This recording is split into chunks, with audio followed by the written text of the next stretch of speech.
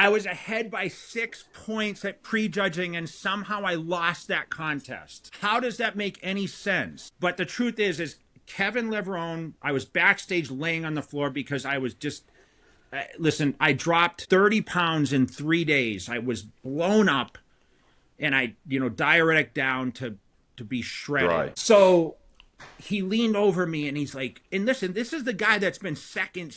Like, he's the guy that pushed Ronnie the year before, 2000. He was second, arguably, like, he thought he should have won. He was a streamlined version. And he said, you're going to beat him. You're going to beat Ronnie Coleman. He leaned over me because everyone, for some reason, knew I was ahead by 6 points. I don't know how or whatever else supposed to happen, but it was. And I'm like, yeah, I didn't know what to say because this is my idol telling me this, and the guy that I'm like, damn, I'm going to beat you? Like, that's what I'm thinking in my head. Like, Kevin, I'm going to beat you, and you're okay with me beating you?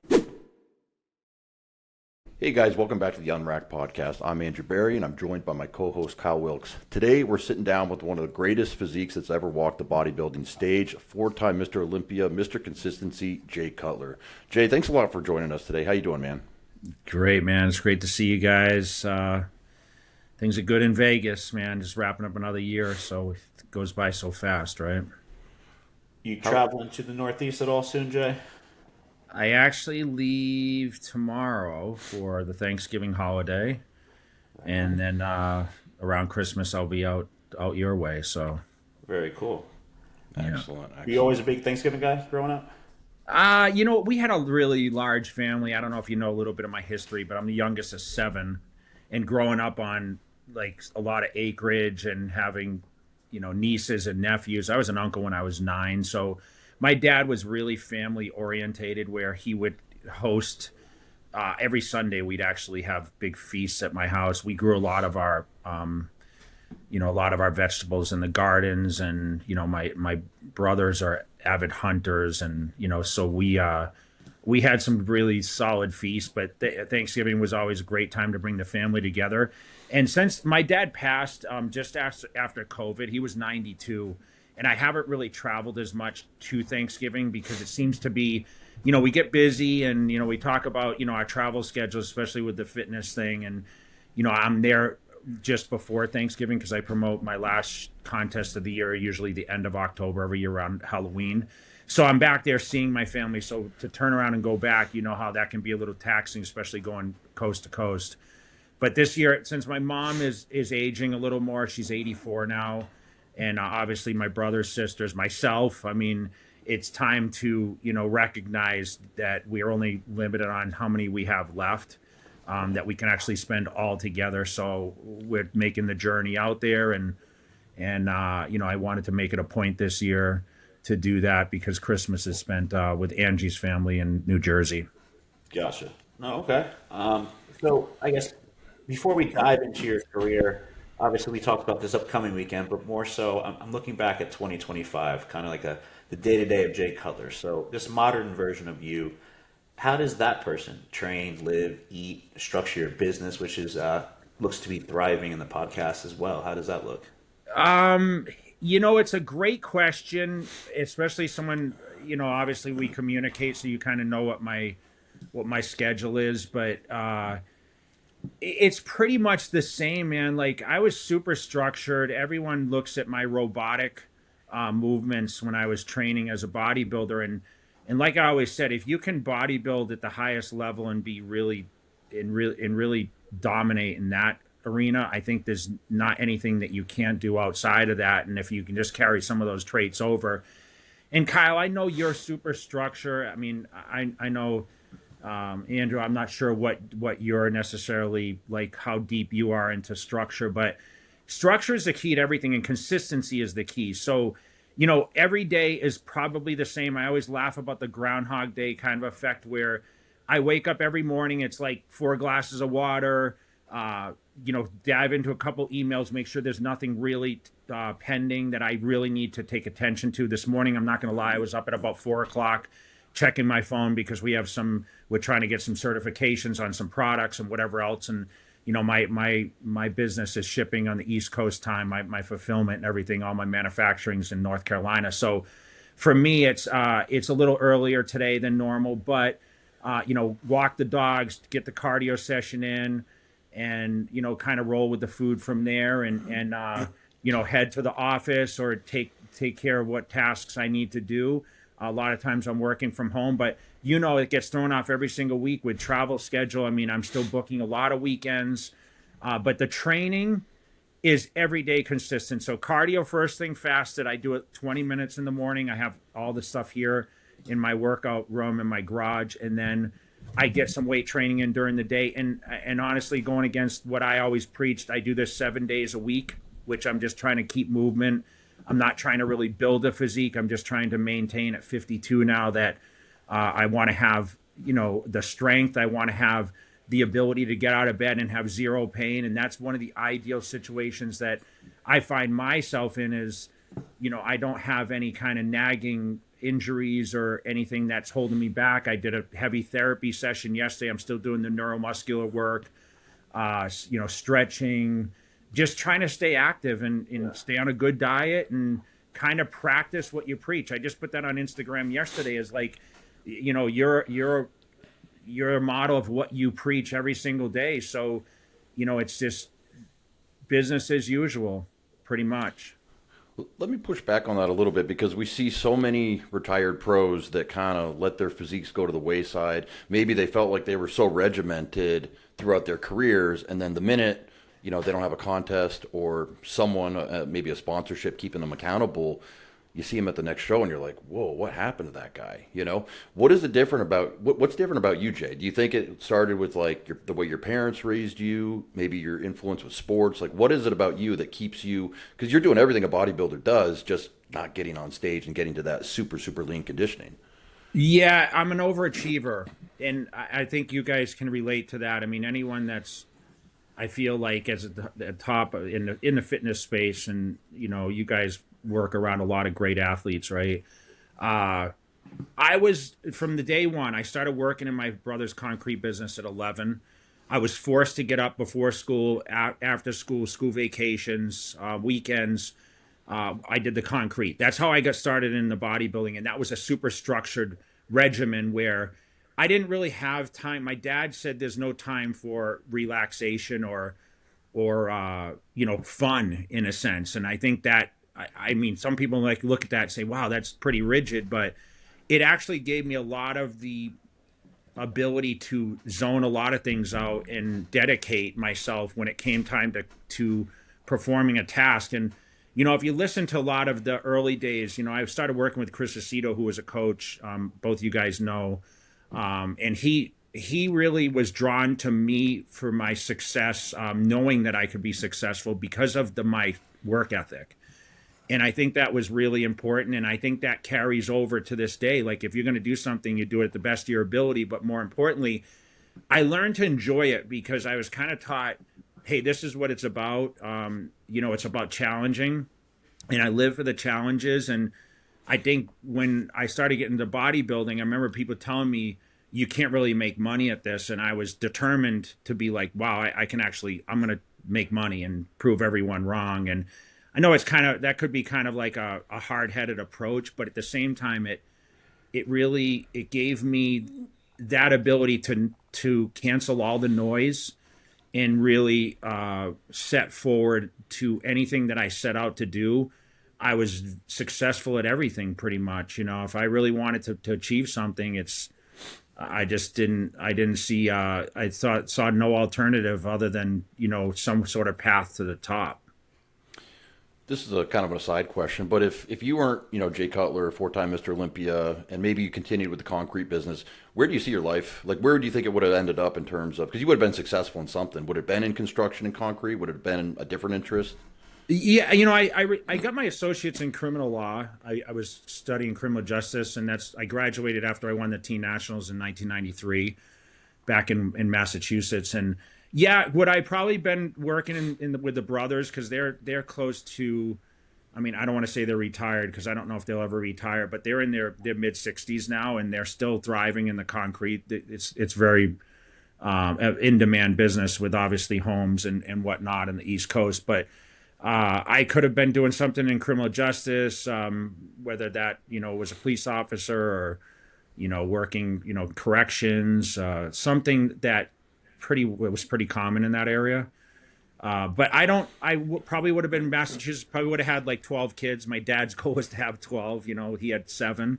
And then my mom had enough. They got divorced and we ended up, I was the youngest of that 7. And obviously I took a different path, way different path than my brothers and sisters. None of them even weight train or whatnot. But I'm sure I would have done something family orientated in that sense. And like I said, probably had a bunch of kids out there and just not get to travel the world and live this kind of lifestyle, which could be a good and a bad thing. I envy my brothers a lot, man. I respect my brothers a lot. Like, they raised their kids, they're enjoying their grandkids now. And like I said, they had a thriving business. They never had to get on a plane every single weekend, where people might look at that as like the coolest thing ever, but it does get taxing sometimes. And sometimes you reflect back and, the opportunity is always amazing, but it's like go, go, go all the time. And sometimes you sit back and like the end of the year and say, I really did that this year. And every year I say, it's going to be a little slower this year. And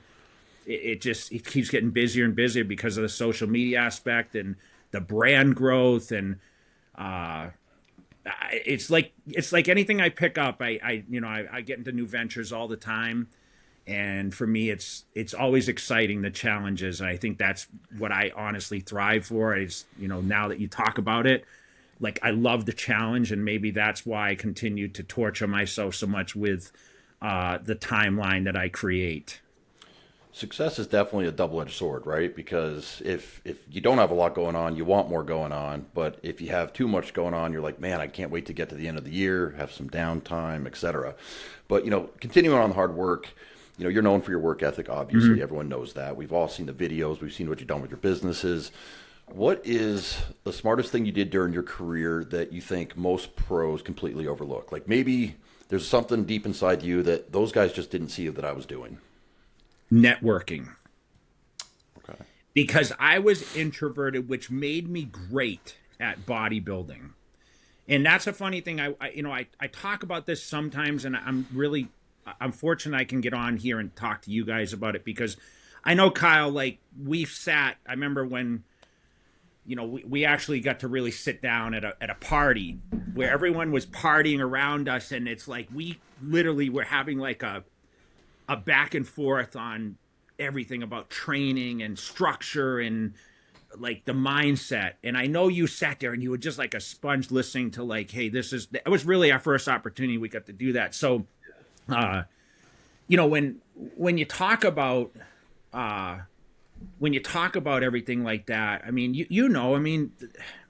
it's crazy, the mindset, right? I mean, I think it's the biggest hidden gem. I think a lot of people, I don't want to say they overlook it. I think it's something that when you're in the present day, you can look back and see it, but you miss it sometimes because people are so focused on tomorrow that they're not realizing that. Like you kind of mentioned in the beginning of this with Thanksgiving, the reality is family is family. That's sacred. And sometimes people, I see them put bodybuilding first and they don't care about anything. And then at some point in their life, it comes full circle and they're just like, hold on, I actually want this person next to me at my last show, or I regret X, Y, and Z. So, yeah. When I talk about the relationships, and so introverted made me great at the gym because I could sit in there, I could lock it in the gym. I didn't need to talk to people. I didn't need praise from people. I wasn't the guy that got, the sand kicked in my face at the beach. I was popular in high school. I was an athlete. But, if anyone, when I turned around, I always laughed and said, when I did this whole thing with the bodybuilding space, people in high school must have been like, oh, I knew he'd do that because I had the physique in high school from the concrete. I never lifted necessarily weights. I toyed around a little bit in high school. But for me, the meeting people and going out and putting myself into places, going to the events. I went to California the first time in '93, met Ed Connors, who owned Gold's Gym. I sat in Gold's Gym for 6 hours and just watched some of the greats work out. I was like a sponge in that sense because I learned from observing. I didn't have communication with a lot of people because I didn't have great social skills in a sense where I like to talk only when I'm asked to speak. Does that make sense? And I think that was part of the upbringing, being the youngest of 7 kids. I had authority over me all the time. So when I did speak, there was reason that I spoke, and going out and traveling, to all these different, areas. Bodybuilding opened up that opportunity for me. I got to meet the Joe Weeders and the people that brought Schwarzenegger over. Listen, I watched Rocky 4 at 12 when I watched John Claude Van Damme in Bloodsport when I was 12, and to have those people in your life that come to you and say, I followed your career or whatever. Both of them said that to me, Sylvester and John Claude. I got the opportunity to meet them. Arnold Schwarzenegger, who in Terminator 2, I was in high school when Terminator 2 came out, and to imagine that, he's given me a Lifetime Achievement Award in my life. It's just amazing to me. And I think that's what I try to tell all these younger generation, because I feel like I see a lot of me in a lot of these young kids where they're kind of introverted, and that's why they kind of find their niche in what they do in fitness. But at the same time, you got to get out, you got to open the opportunity, you got to converse with people, you need to share the similarities, because I guess that's why people were able to relate to me. Once I put out my DVDs, which I didn't speak on those DVDs, but my gestures and the things that I did without speaking, it was relative to what people say, wow, I like this guy because I'm a lot like him. And I think that's where, the introduction and being out there and learning to communicate, I think that's super important. And I'll tell you, I'm not the smartest guy in the room ever, but the networking has put me in great positions. It's helped me scale my whole persona, my whole life, everything business, everything, the fun things that I do. It's just all opportunity. And I think that is, if there's any message that I can send to people and say, this is what I did, you notice I didn't hesitate. It wasn't like, well, I went to this and that's was where the opportunity was made. This circumstance, there's a little bit of luck, to be honest. But I think you need to network, you need to build relationships, you need to sometimes attend those events that you might not want to go to, or put yourself in and say, I don't have time for it. There's always time. There's always time for everything. Now, it seems like obviously you were able to identify, I'd say, this strategy somewhat early on, but take me through, I guess, when you were 18, 19, 20, 21, you probably, like most, I don't want to say are egotistical, but we don't know any better. So was there like a moment where you're just like, hey, I need to do these things even though it makes me uncomfortable? Or did you just kind of just say, hey, this is the only way I'm going to learn? What was that like? I have to credit Chris Aceto to the man I became. And I don't think I've ever got on a podcast and gave him the credit that I'm going to spill out to you guys, because you learn, as I stew in it's just a recollection now. Like, I'm sitting in a room of, you guys have seen my achievement room. Yes. And I walk in this room and I still to this day blown away, because I don't recognize who I was on a daily basis until I walk in this room, and it's the only thing that showcases in my house what I did. But he was, I don't want to say he was a father figure, because he was only a few years older. I think he's 4 or 5 years older, but we used to train together. If you guys only recognize, Chris for what he is today, but he was actually as big as I was when I was 20. And he was jacked. I'm old enough to remember seeing him in the muscle mags and stuff. Yeah. And I mean, he was 240. I was 240. He was trying to win a national title. Before I even was chasing it down, and he was helping me. And I think, he kind of taught me the mail order thing. He's the one that got me to California in 93 after I won the teen nationals, called me about a misprint in Boston Globe, round tickets for $99. I was broke, going to college, uncertain. 18, you're expected to be like, I know exactly what I want to do. We're an adult. We're supposed to have this idea. And like, I was, could I go into the family business? But I wanted to do something myself. I wanted to be great at something.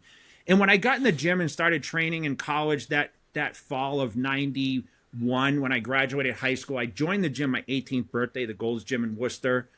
And I started training, man, and I watched my body just grow. And I didn't meet Chris until about 6 months after that. And he took the time to come down and look at me, and he was like a well-known figure. And someone asked him, hey, take a look at this kid. We think he has potential. And he was just like, he wrote a little diet for me. And, then later, like 6 months later, came back and said, holy shit, this kid's going to be Mr. Olympia, because as soon as I got on a structured 6 meals, I remember I had that meal plan, and Kyle, you'll love this. I stuck it on my refrigerator, and it was like meal 1, egg whites, oatmeal, meal 2, chicken, potato. I did not deviate from the order of that. Like, it was like 6 meals. I didn't, oh no, I have to eat this for 4. No, I have to eat egg whites for meal 6. Like, I followed that thing day in, day out.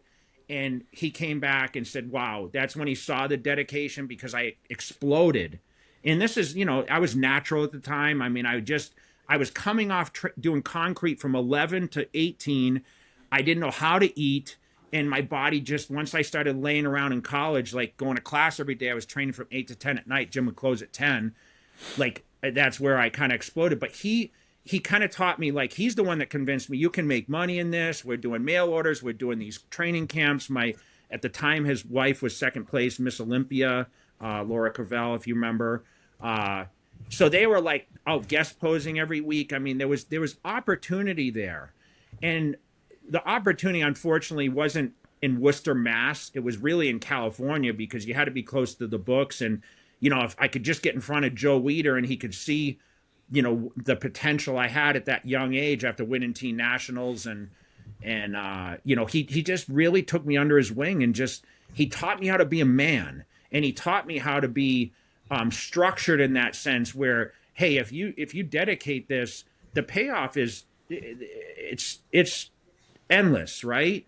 And I think really that's what put me in the position, his mentorship outside of being a coach. Like, we didn't call them coaches then. He was like my nutritionist, because he had knowledge of like what to eat, but it was still trial and error. Like, it was like, okay, can I react to eggs? Can I react to chicken breast? And I was buying, like, you heard these things. I was buying like a whole cow at a time. I'd buy 140 pounds of chicken at a time. I had a local butcher in Spencer, Mass.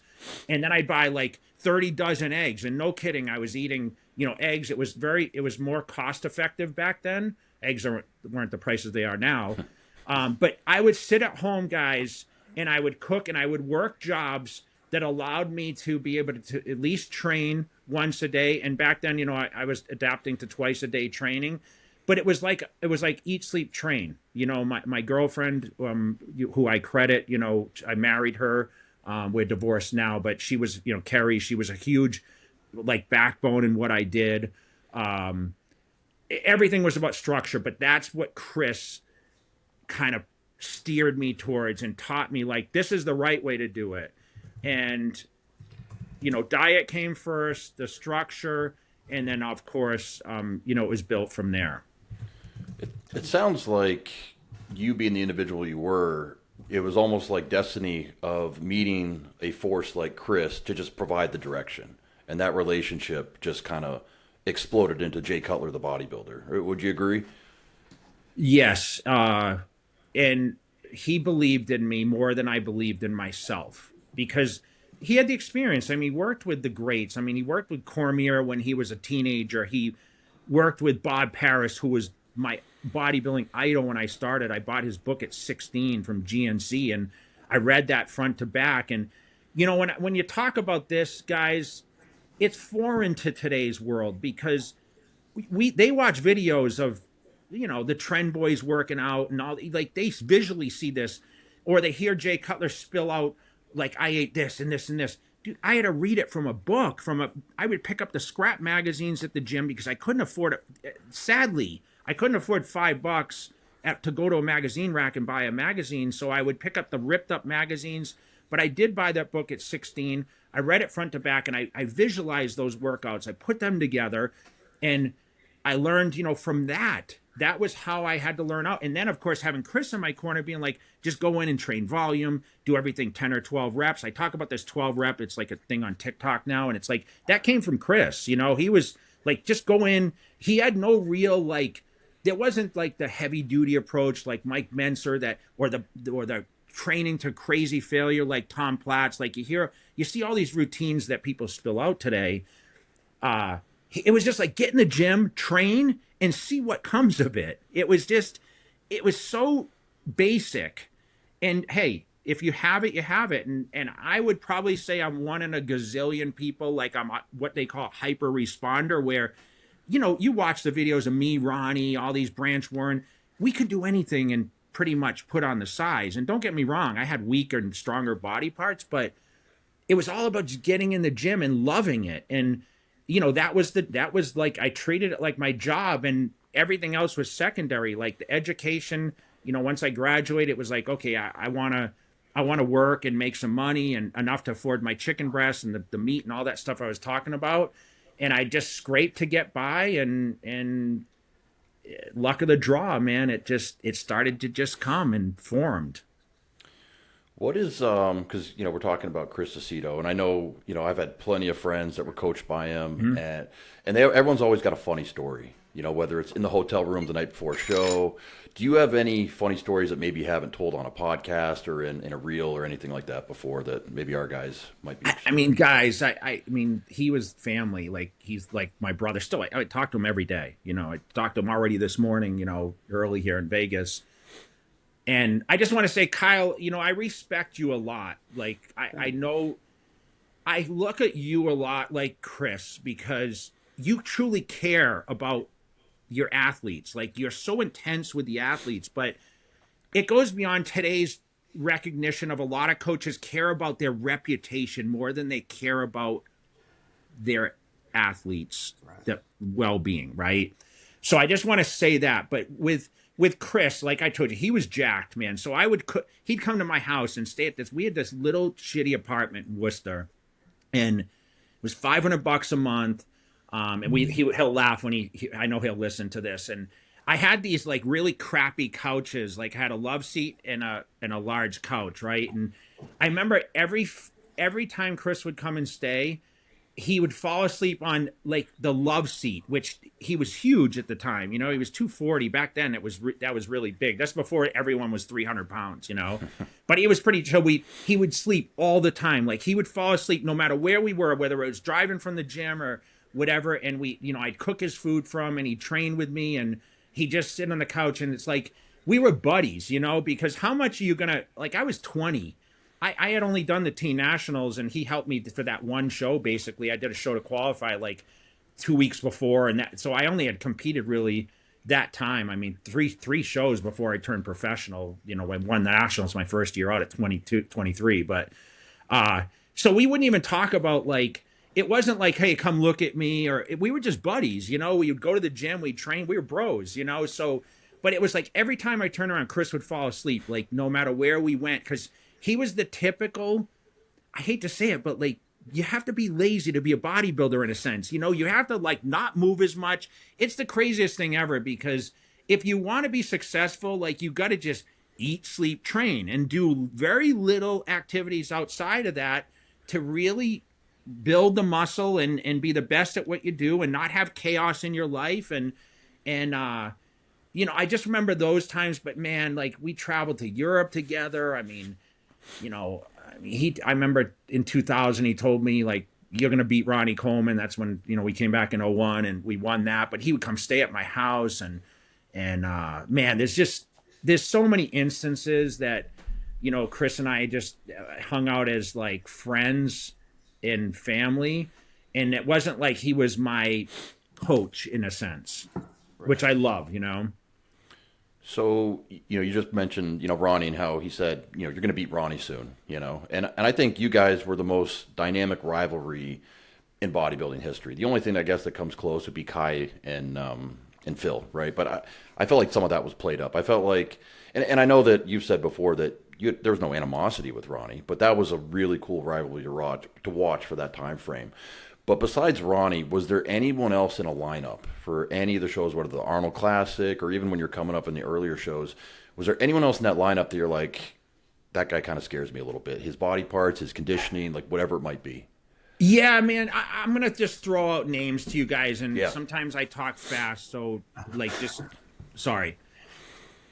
Branch Warren, Teen Nationals, beat me in the overall. I had a vendetta against, like, okay, he's never going to, I just can't let this guy beat me. He was so much smaller than me. I was huge, but I just didn't have cuts and condition. He was like dude, he had striated glutes at 17, you know? He was 17, I was 19. And remember, I came back from teens and said, you know, I actually called Chris, you know, back then we didn't have cell phones. It was just like you called from the hotel room. And I'm like, there's this kid, he's got legs like mine. And Chris is like, there's no way someone has legs like yours. You have the craziest legs ever.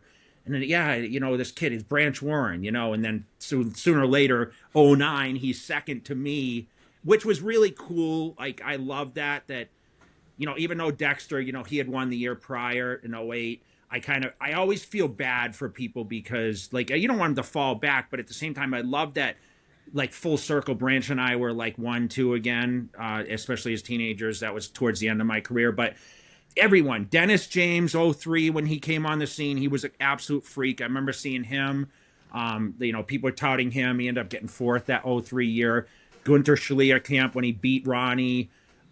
He was just a big dude, man, and he was putting it together. He was working with Chad Nichols at the time. I remember if he beat Ronnie Coleman, like, is there something there? Gustavo Bedell, who unfortunately is no longer with us, he was third a couple years at the Olympia. He was coming up.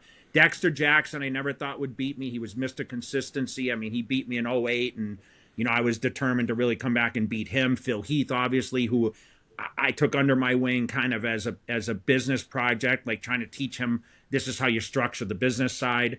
I don't ever take credit that I, like, trained him or anything. That was Hany's doing, but, like, giving him the mindset, right? Knowing that I knew sitting down with him the first time I had dinner, you know, when I met him when he was, you know, not even known, I said, this kid has the mental strength, and that came from basketball, I assume.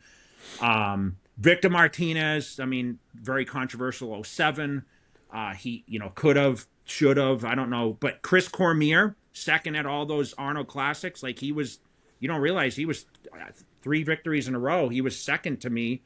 Devastating, because he really took me under his wing to teach me about the tissue work and introduce me to his tissue guy, which Steve Murphy, neuromuscular therapist, California. He changed my whole physique from '99, you know, being last at the Olympia pretty much, to almost winning in 2001. I used to see him consistently day in, day out. I mean, we can talk about that. That's something that I set the standard on, that kind of stuff.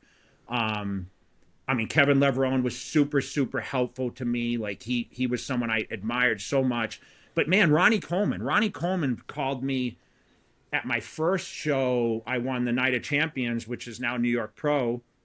And he called me after prejudging. And, guys, back then, like, you didn't know whether you won until the night show. It wasn't allowed to get out or anything like that. And they were like, you know, because the shows were kind of judged morning and night back then, like the posing round counted.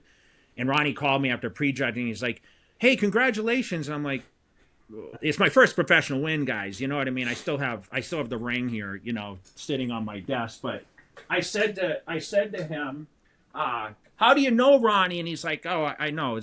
So this is the original Night of Champions ring. This is the original.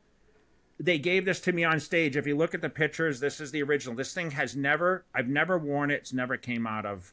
Wow. But this is, you know, obviously, Kyle, you know, the new New York Pro rings, right? But that's cool. The original NOC ring.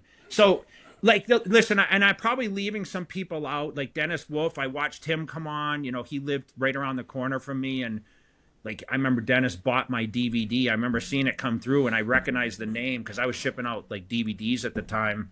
And this guy Dennis Wolf from Germany ordered the DVD, and I, like, canceled his order, and I just sent it for free because I remember seeing him as an up and coming guy. But dude, like, I mean, listen, it goes on and on, right? I mean, can I just interject? I respect everyone, but Ronnie Coleman was my idol. I never imagined Ronnie was ever going to be as good. I literally thought in '03, I had him on the ropes. Like, I knew Gunter beat him in '02, and we came in firing, all of us, for that '03 Olympia, and Ronnie Coleman came back like an alien, which he took his clothes off backstage, and I said, oh, fuck, you know, I said, I just knew it. Like, he just was out of this world, and I was great that year. Like, I if he wasn't there, I would have won it, and I thought that was going to be the run, and, you know, I was 30. I was 20. I was in my late 20s then, and, like, I ended up winning at 33, right? So I was like, okay, I can get in and out of this thing, and I can be retired in my early 30s, win a few Olympias, and move on. And you know what people don't realize is I had a million other business ventures going on. I moved to Vegas for the real estate stuff. I was wildly successful in that, and just building. Like I had planned to build business. You know, eventually launched my own brand. I was with Muscle Tech at the time, but you know, I had an amazing contract with them, and you know, 12 other ones that I had partnerships in, and still to this day have, you know, equity and whatever else. So for me, financially, that wasn't the game for me. Like, oh, I got to get this, make money from bodybuilding, because I had so much outside things going on that weren't relative to bodybuilding. So it was fun for me when you're not worried about, I need to make money to do this. Like, I feel like today the pressure's on, like, they keep raising up the prize money for this first place thing, and I think it's swaying people's judgment because the money becomes so important for them because the contracts have kind of dissipated, and it's kind of like what you do is how you're going to succeed, is your efforts need to be that much more and focused on that. Where back then I was paid off my likeness, right? So they got to use my imagery for ads and whatever else, and that's where the value was, where today you have to produce for your own brand. And I think that's where it's a little different. So I could focus more strictly on bodybuilding and being the best I could on stage, and like I said, you know, building the relationships outside, traveling and doing what I do. But the guest appearances were huge, guys. Like, I wish these guys had the experience of going out there and guest posing every week all around the world and meeting like people in different cultures, because bodybuilding is so expansive now. And I say bodybuilding, I talk about with classic, the women's side, everything. But to respectfully say, there's so many guys that motivated me, but I was scared shitless of everyone, because anyone can be beaten on any day. And listen, I was hit or miss. If I look back at all my losses and victories, you see the reactive. It's always the same. I never really was overly animated when I won. And when I lost, my first thought was, okay, appreciate the person next to you, congratulate them. And that was the same thing. Like, even when Ronnie Coleman beat me in 06, I was more concerned about his well-being than me about enjoying the victory. When Dexter beat me in 08, I was pissed, but like, hey, I have to give him his shine. Like, I'm not going to turn around and be like, that's his bullshit and whatever else. I was very respectful, because no matter what, I had won. I had won from the time I was a teenager. I was living the best life doing bodybuilding. Can you imagine, guys? I got paid to lift weights for a majority of my life. And that's something to this day, out of all the things I do, I talk about this. Lifting weights is the best part of my day every single day. And if I can't do it, I'm dead. Like, if I can't lift weights and go in the gym and get that high that I get from the weights, it's over for me. Listening to you talk about all those names and all the guys, the biggest thing I'm hearing is there was a camaraderie. I feel like you didn't have a single ounce of malice towards any one of them. And like you even said, like, oh, my thought went to, how does he feel after this? And I think that's something that sometimes might be a little bit missing in the pro circuit today, because we do see a lot of, you know, back and forth spats. You see a little shit talking online and that kind of stuff. And maybe it was going on back in the day, but you didn't really see it because you had to wait until Flex Magazine came out at the end of the month to see if there was any of that.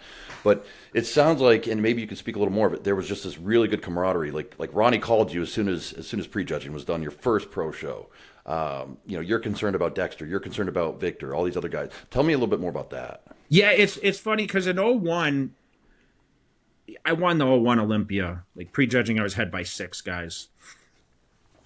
I don't even know. I don't even know what to, like, if, you know, bodybuilding scores. Yeah. Bodybuilding scores. Let's not get into bodybuilding scores, because it's just, I was ahead by 6 points at prejudging, and somehow I lost that contest. How does that make any sense? But the truth is Kevin Leverone, I was backstage laying on the floor because I was just, listen, I dropped 30 pounds in 3 days. I was blown up, and I, you know, diuretic down to be shredded, you know, we were drug testing for diuretics, by the way, back then. Biggest scam ever. So he leaned over me and he's like, and listen, this is the guy that's been second. Like, he's the guy that pushed Ronnie the year before, 2000. He was second, arguably, like, he thought he should have won. He was a streamlined version, if you look back. And he said, you're going to beat him. You're going to beat Ronnie Coleman. He leaned over me because everyone, for some reason, knew I was ahead by 6 points. I don't know how or whatever else. Not supposed to happen, but it was. And I'm like, yeah. I'm like, I didn't know what to say, you know, because this is my idol telling me this. And the guy that, I'm like, damn, I'm going to beat you. Like, that's what I'm thinking in my head. Like, Kevin, I'm going to beat you and you're okay with me beating you? I'm a kid, you know. I was 26 or 7, I think, at the time. And he was like egging it on, like, yeah, just go out there, man, just whatever. So I went out there and I lose by 3. You know, Ronnie pulls the flag. You know, 9/11 happened 6 weeks prior, and no props allowed in bodybuilding, but Ronnie pulled this American flag from his posing trunks and he won. But respectfully, guys, like, I was like, man, I'm second place. I'm second in the world, won $60,000. And then ring, 3 weeks later, hey, you failed the diuretic test. And I'm like, fuck, really? Like, this is my first big check. You know, I won 15 for the Night of Champions. I went on tour in 2000 and I got some money. You know, I was 8th at the Olympia that year. I got like 14,000. I remember exactly because I remember I had like 28,000 in my bank account. I wasn't rich at the time. And I said, okay, what are my options? And they're like, well, you can fight it. We can retest the samples. I said, okay, retest the samples or you can fight it, you know, whatever. And so I sued the IFBB, you know, at the time. Like, I turned around, I got an attorney, and I'm like, this is complete bullshit. Like, how are we testing for diuretics when everyone else is taking diuretics? And, oh, there's certain ones that are on the list, and these gurus, I don't need to mention names, know, hey, this isn't on the list, so you can take this diuretic. And if you had Milos on here, he would tell you exactly what was on the list because he probably still has the list. And so I hired the attorney, and I found loopholes and got it thrown out and collected my $60K, and the rest is history, man. Bought real estate and turned that 60 into God knows what, you know, to this day, still living off that 60,000. But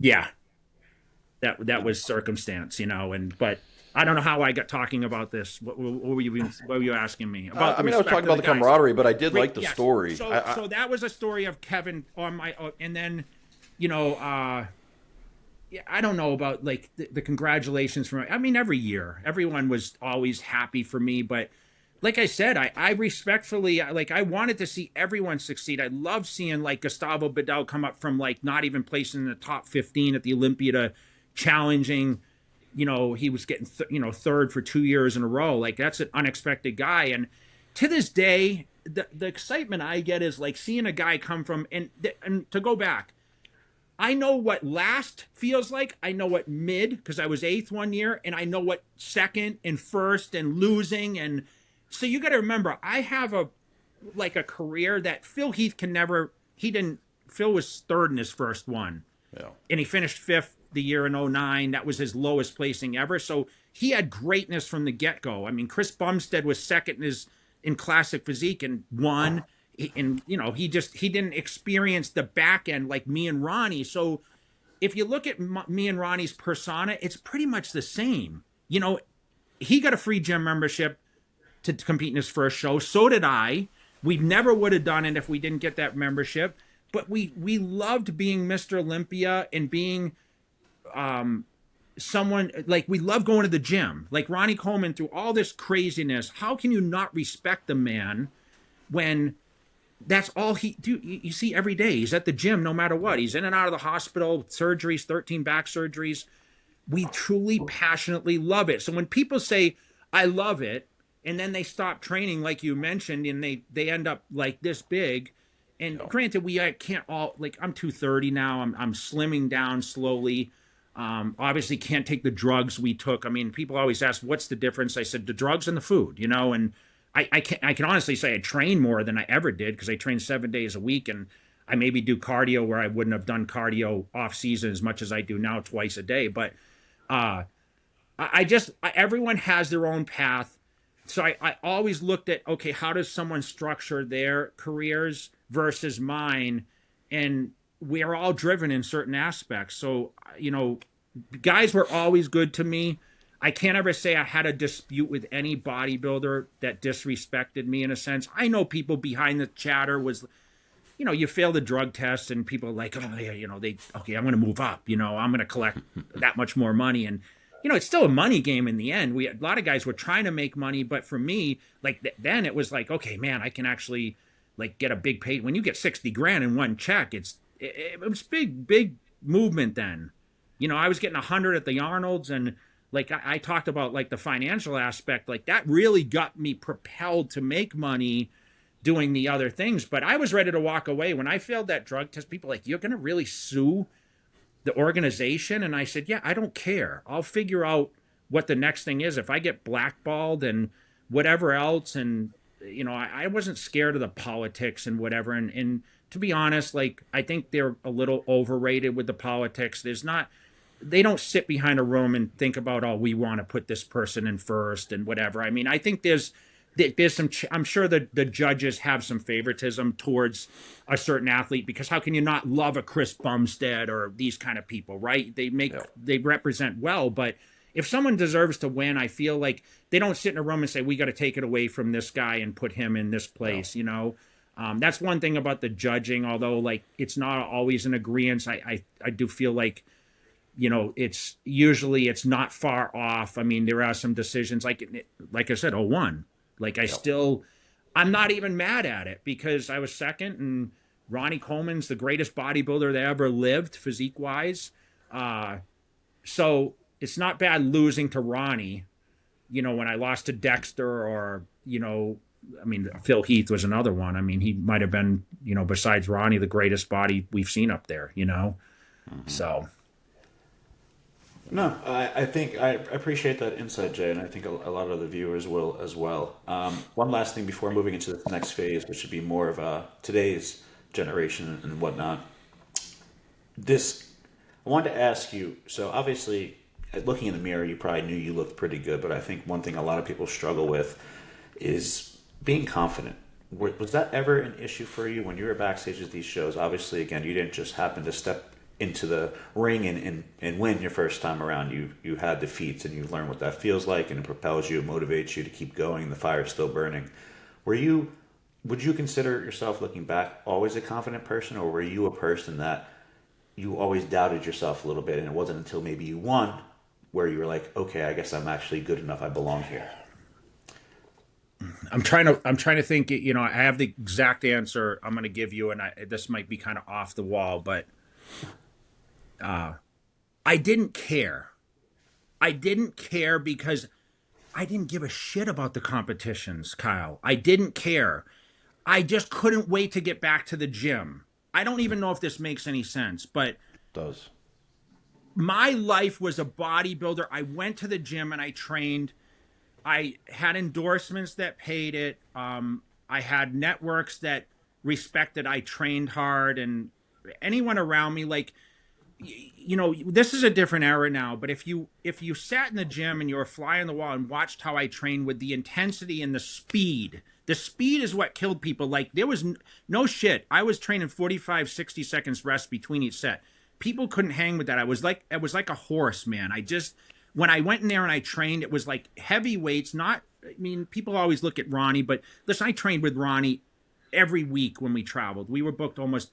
He didn't train like the videos you see of these crazy lifts and whatever. We did weight for weight because, you can't do that all the time. You have to have it's touch and go.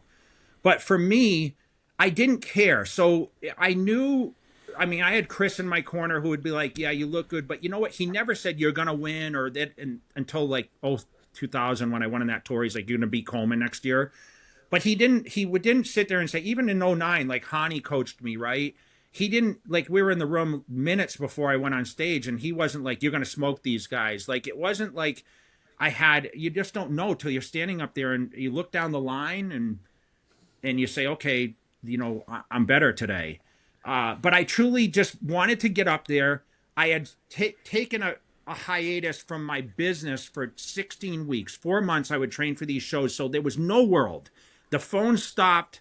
Business kind of like, okay, I put people in place to kind of manage the outside business because I had to lock in and I had to train. And I was like, I got to get back to what makes me happy. And that was the business and the training and the ability to go to the gym and feel like, okay, I'm getting production out of this workout, not fucking dragging ass and being like dead and like, oh man, I have to do cardio twice a day because my glutes aren't hard enough, or, but I never relied on 7 judges or 11 judges, whoever it was, to determine how my reaction was going to be. So it was great when I won, but I knew like my hard work in the gym was done. And I stood up there, and if someone beat me, they trained harder than me or dieted harder than me, which I never feared anyone doing because I was such a fucking machine that there was no fear of like, no one outworked me. No one out dieted me. I remember telling Chris Aceto, if you tell me to do 12 hours of cardio a day, I'll do it. It was like, he was like, yo, back down. His biggest issue was, dude, don't train so hard. Don't do so much cardio. You don't have to diet on 0 fats. Like, eat some steak today. He would tell me to go to a cheat meal, and I'd go to the store and buy hamburger and make a hamburger at home on Ezekiel bread. And he's like, bro, like, no, that's not what you do. So I guess the answer is I didn't care because I knew I put the work in at the gym. Do you understand what I'm saying? Absolutely. The other thing I'm hearing, Jay, is that you weren't going to let 7 judges' opinions dictate your thought of yourself as a bodybuilder. Your mental image of yourself, because you knew you did all the work. You know what? Honestly, Andrew, after 01, Yep. 01 was an eye opener for me because I lost, but it's the best thing that ever happened because the fans just, oh, Jay Cutler, like, you don't understand. Like, people look back now, and I know they show it, and people are like, yeah, Jay, but you gotta understand, if you were in that arena at Mandalay Bay when they announced Ronnie Coleman, winning, it was the craziest shit ever. I mean, 06 when I beat Ronnie, the place, it was like an explosion. Anything went after that, and I don't say that in a negative way. So don't take it as like I know the organization can watch this and think Jay's arrogant or whatever else. I'm at 52. I can express myself however I feel. I don't care. Okay. I'm going to be honest about it because my emotions now I've taken and I've had time to really reflect. And this interview 3 years ago, I might not be as reactive as how I am today. That's why I like to be able to sit in a room with people and be able to get the questions that bring me deep, and I can explain how I really feel because I've stewed on this. And I don't know what questions are coming at me, but as you can see, like, I have the answer, and it's logical because I've already processed this 100 times, but I didn't care. And if you interviewed Chris Aceto today and like Derek going into this Olympia and whatever, I truly believe if you ask Chris, like, what do you think? And he's like, dude, I don't care. Like, the guys are coming, how they prepare. We can't help what's going to happen on the stage. They all work their asses off. They line them up. I remember in 13, my last Olympia, I was coming into that show like, man, I'm going to beat these guys. I remember thinking, cause I had sat out 12. So I was like hungry to get back on the stage again. And the training went great. I built the size back up after thinking I was just going to live a party lifestyle. I went through the divorce and I was like, I was living for the first time like I was 18 again, And I stood on that stage and I looked down the line and I said, holy shit, I'm out of place. That density was gone. So that's another thing, okay? Without even asking me the question, anyone that sat out a year or two and thinking they can come back, if they go into real life and they experience like things that social and traveling for fun and less food, and they think I'm going to come back and I'm going to dominate at that level. Never happened. That density, once you lose that density, that rhythm to build that front to back thickness, like that's what matters. Everyone can be big this way, but to build that when you turn to the side, it's where Derek won the Olympia this year, guys. Derek's got that thickness from the side now, and that's where he beat Hany. In my opinion. It's funny you bring this up, Jay, because last week's episode we had Ian Valliere on, and he's coming back. And so it'll be interesting to watch, his transition from, the first part of his career to now sitting out for a while and seeing, maybe he's watching this saying, okay, I better take what Jay's saying and really make sure I'm ready to come back before I come back so I don't come back prematurely. So I just thought that was interesting. Only mistake I made in my career, I should have came back for the 50th. I should have skipped 13 and come back in 14 to have that density. And I didn't realize it. And Chris was in my corner. I brought him back after, working with Hany for 2 or 3 years. I wanted to finish with Chris. I knew it'd be my last one. And, and I think he was pretty confident. He was helping Roden at the time. And I just was like, and Rami, I beat Rami at that show, which, I still question, I beat him and Rolly, it was 6th and they were 7th and 8th. And I'm like, damn, like that's where it's, it could have swayed either way, but the density just wasn't there, man. So I didn't know Ian was coming back. I wondered because he was pretty young when he stepped away, and I wonder. I'm curious to know because I love his mentality. I love Ian's like intensity. So I just wonder what his thought process is coming back because he was a big dude, man. I mean, I don't know what he's been doing. I mean, I see his funny things. Does he smoke cigarettes now, or like, no, is that just like a thing? We can't give it away. That's part of the mystique, the facade, right? Is he a smoker or is he not a smoker? I see him laying in the snow smoking a cigarette. I'm like, damn, like I like this guy, like that to me is like that's living. I know I'm a picture of health, like hey, I still eat my chicken breast and do all this, but I love to see that. Like I love to see him snowboarding and doing the stuff he does, and that's what I always loved about like Bumstead is like he was snowboarding and all that, and I guess classic physique, you have that weight cap, so you can only get so big. Where I was like, as soon as the show was over, I was rebounding in the gym, and in the like next day I was in the gym training, and okay, now I got to be better. Whether I won or lost, it was like okay, now I got to take advantage of the rebound a little bit and adding those extra fluids and carbs and everything else in. So my mentality was a little different, but I didn't know that. So I'm looking forward to that. I'll have to hit him up and congratulate him, because I did congratulate him when we retired, and I said, best decision you ever made. You're going to move into a different part of your life. So now I have to kind of retract what I said. Moving into a little next chapter, we'll call it here. So Jay, obviously you came up in there's a new era of bodybuilding now, right? The gym culture is different. You have this thing called social media, which is a wonderful thing. And ironically, we are utilizing it essentially right now as people listen to this. But in that hardcore 90s and 2000s era, you had no phones in the gym. There was no real online hype. What would you at 25 years old, let's say, in today's era of bodybuilding, is there anything that you would do differently? Like, do you think social media is helpful? Do you think it actually hurts? How does that look? Have you ever thought about that? I wouldn't be as good. Like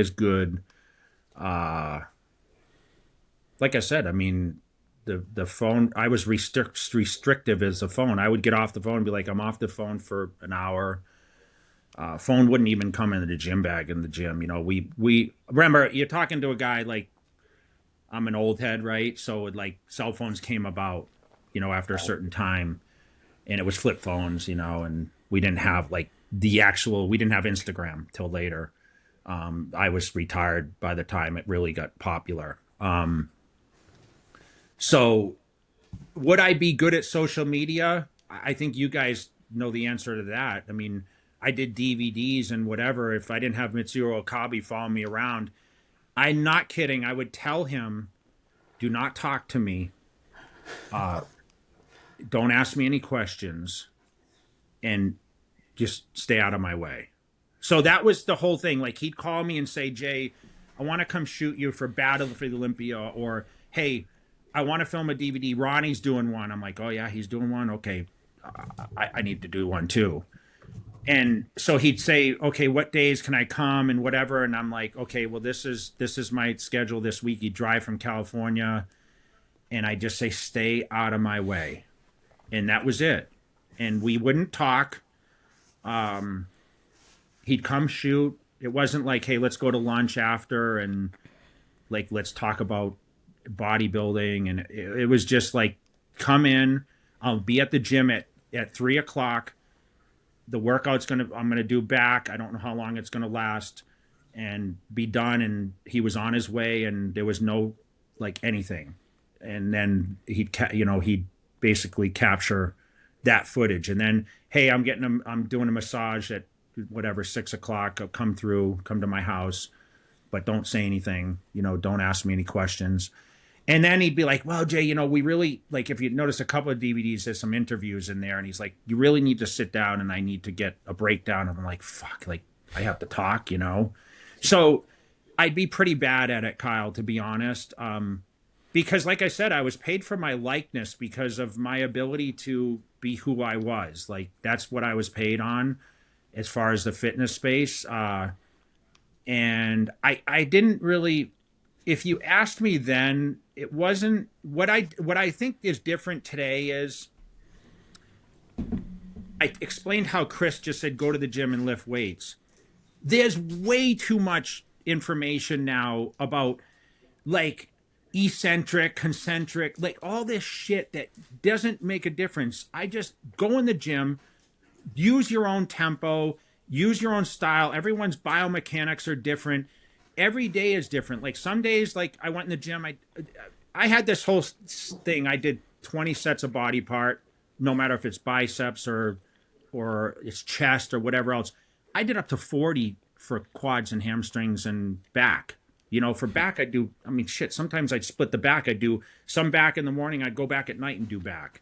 So it was just, I was nuts like that. But I wouldn't be, cell phones would definitely distract me. I think it's pathetic now that like every time you walk in the gym and like I'm even on phone calls because there's a such thing, there's an earpiece now, which we didn't have. You didn't have that when we had the flip, we didn't have earpieces. I don't even think we had any kind of wires or anything like headphone, nothing. I mean, we would have a Walkman I'd wear doing my cardio. It was like I'd clip it on the side. Right. And then, of course, the iPods came out, which I thought were the most amazing things ever because they were smaller and they had the minis you could clip on here. And then, of course, Bluetooth and everything else happened. So then you had wireless. But distractions, people would come up and ask about the music in the gym. And I'd say, what music? Because I didn't hear it. I was so locked in. And people watching this are going to be like, dude, this guy's absolutely crazy. But I'm just expressing to you, like, there was no fucking world besides what I did in the gym. And if people came to me and said, I want to train with you, I'd never said, okay, well, I want to follow your routine or whatever. I said, I'm not changing your weights and I'm not spotting you. Because, guys, I'd be like dripping sweat. So, when you're trying to spot someone and like the, mm-hmm.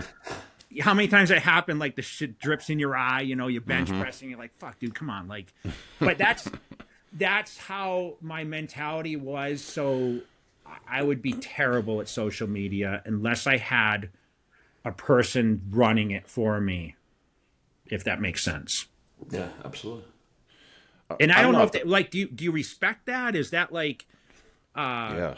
I mean, I think it's harder for these guys nowadays that they have to, I feel like you have to capture these things. You have to be vocal, talk about what you're going to do and your plans. And there's so many expectations from the fans because now they have like instant access where you mentioned, Andrew, about Flex magazine. We had to wait until the Flex magazine came out and then we can see what Jay Cutler's doing. And, there used to be these little gossip columns in there and being like, well, Jay Cutler traveled to California and, he got a workout in with Flex Wheeler and da-da-da. And it was like the coolest thing ever. And you could imagine that. Wow, what does that look like?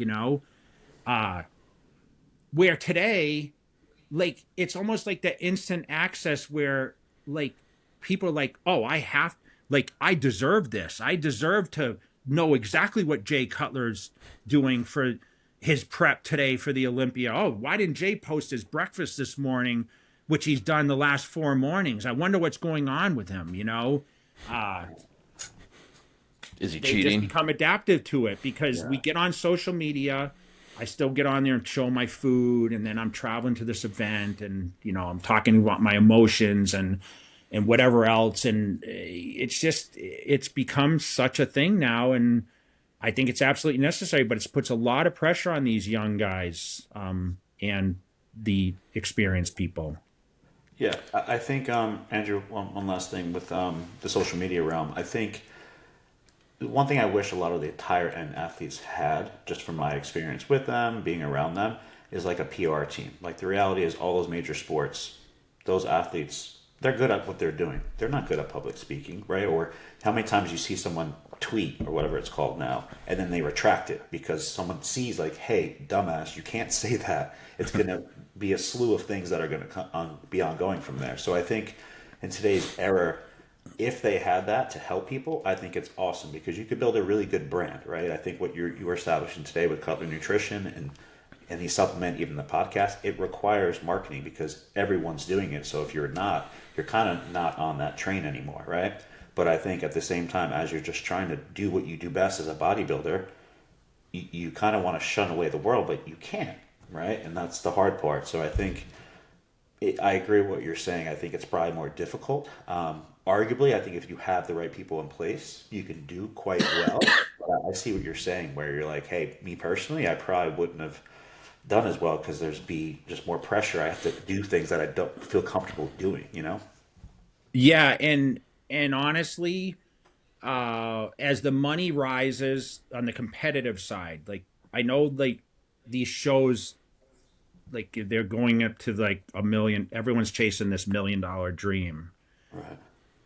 But something needs to, like, if you're going to pay that much, there needs to be positive changes to equate to that money. Like, you still can't run, it can't be like 1995. You know what I mean? So when you talk about PR and, I live in Las Vegas, and I posted something a week ago about me on the news station and whatever, but like when the Olympia came here, there wasn't a lot of press on that, and I don't know if it's because, they don't, like, there should be some sort of a like the organization needs to say, okay, we need to, like you said, we need to invest in, like, we can help build the career. Look at the UFC. They're here. I mean, they have PR that puts the athletes in certain places and whatever else. I feel like there's a lot that can be done. I have it figured out, but I don't need to go into all that. But there's just, it can't be like it was. I mean, back then it was kind of like, it was so fresh and like we were building, and my biggest prize at the Olympia was 200. I won 100 at the Arnold, where this year we're moving into 750 at the Arnold and 250. Wow. Someone's going to win $1 million in 2 weeks, which that's life-changing money, guys, but with that money, you have to have some sort of a structure other than just a guy going to the gym and doing the things that I talked about. If I didn't have great mentorship around me, including a financial team, which I established early on, I can't ever say, like, I'm not going to sit on this podcast and say that I'm smart. I listen, but I had great people around me to tell me what what moves I need to make so I can be in the position I'm in today. But there needs to be, like, I feel bad because I think some of these people need that on their side, that makes sense. It does. It does. I wanted to bring it back to something you said earlier because it kind of relates to the social media aspect of keeping in touch with people, promoting yourself, etc. Mm-hmm. You pointed out one of the biggest things that no one else did back then was networking. And I think you were ahead of the game on that, obviously. And in your sense, you had real conversations with people. You picked up the phone, you went to the shows, you communicated with athletes, you communicated with promoters, judges, etc., and put yourself in a position to be successful. So I guess what I'm trying to say is I think it always comes back to interpersonal relationships, really, because social media, like you said, you brought up the point about how, oh, he's posting his breakfast 4 days in a row. Like, why didn't he today? I deserve to know what he's eating for breakfast, right? But that's kind of like superficial in a sense. It's not the, hey, Jay Cutler, how you doing? Like, having that you mentioned the communication you had with Kyle. You had a sit down, a nice long talk. You really bonded over training, structure, diet, all that stuff. Can you speak on that a little bit about, I guess relating the networking that you did, because I do think you would be successful today if you were a young 20-year-old Jay coming up. Do you still think you would rely on the interpersonal, or would you adapt more to the social media stuff? No, texting is like, it's the greatest thing, but the worst thing ever now. So impersonal, right? If I never had that sit down with Kyle, like we had the opportunity to come together for Young LA, right? And everyone else was, like I said, was sitting around partying, and, we were just kind of having we were kind of just picking each other's brains on life, right? Yeah. And listen, guys, like I'm sitting here, I'm sampling, this is like, I'm sampling product while I'm on this podcast right now. So when we talk, I could show this on social and be like, hey, I'm coming out with this creatine, whatever, but I'm literally doing this as we're doing the podcast here this morning. But, I think, it's very rare. Think about this, guys. Like, do you ever get that message like, hey, how are you doing? I find myself being Jay Cutler, which Kyle, number one, I respect you because you actually, hey, how you doing? No, you don't want anything. You're just, hey, how are you doing? I love that. I don't get that anymore. Hey, yeah, I see you're coming to this thing, or, hey, can you post this for me? I'm starting this company, or, hey, man, what about this product? And, we have this thing going on, can you show up? Business, but life gets so fast, right? But you have to build the relationships. You have to be personal. But listen, if you don't care, you're not going to do it, right? So you've got to have some sort of a caring personality in a sense, but you have to realize that, like, there's way more to life than just pounding weights, and there's other things that you're going to enjoy doing at certain times of your life. And I really think that you vibe with certain people, and not just say, listen, I don't vibe with, like I mentioned, all those guys. Like, if you said, well, when have you hung out with Dexter, or, like I got to hang out with Phil recently, we traveled, and, life gets busy, right? So, I mean, we still try to take time to hang out with each other. And like I said, I talk to Chris all the time, but it's funny, Chris and I don't ever talk about who he's helping or bodybuilding or whatever else. It's like, it's always about, like, I bought this building, or like, rents are this high. We talk about like how much things cost, because like we're still thinking back, like when I lived in Worcester and my rent was $500, and now that place is probably like $5,000 like a month, but you have to, there's just certain people you connect with, and it's important because you still need that social well-being where you just can't be robotic all the time. I think, when I was training, people would be like, I had great friends that, 16 weeks out, I tell people, hey man, I'm going to focus on the show.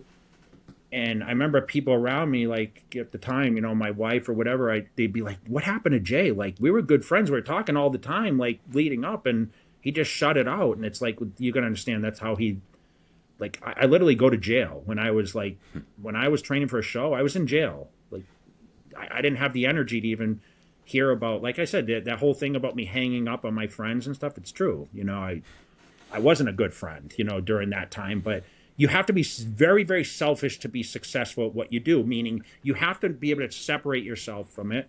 But at the same time, there's times that, it's realistic that we are humans. We need interaction.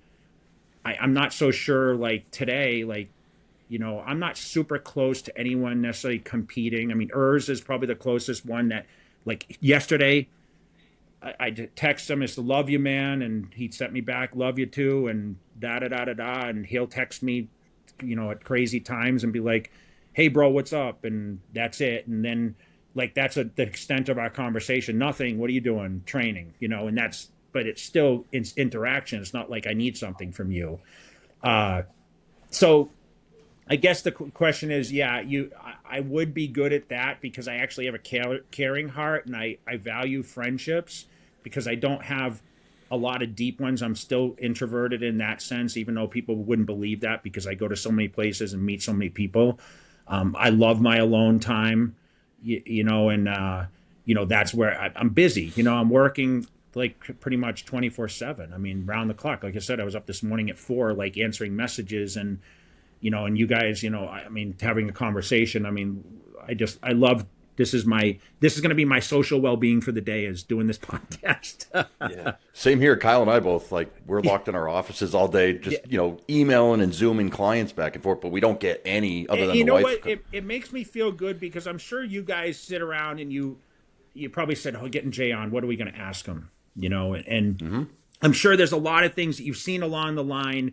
You have to be like, look at someone's career and say, wow, I'm a fan of that. Or I always wondered about this. And like, this is why I love doing, like, I don't take a lot of podcasts and do a lot because I sometimes it's like the monotonous questions of like, hey, what did it feel like when you beat Ronnie Coleman or like this and that. So I love the fact that like someone can kind of analyze like my life over the past, since the beginning to like still going. I mean, 52, right? Still in the fitness space and, and doing what I do and interacting. Kyle's working with all these youngsters, man, which I don't know how he has the patience, man.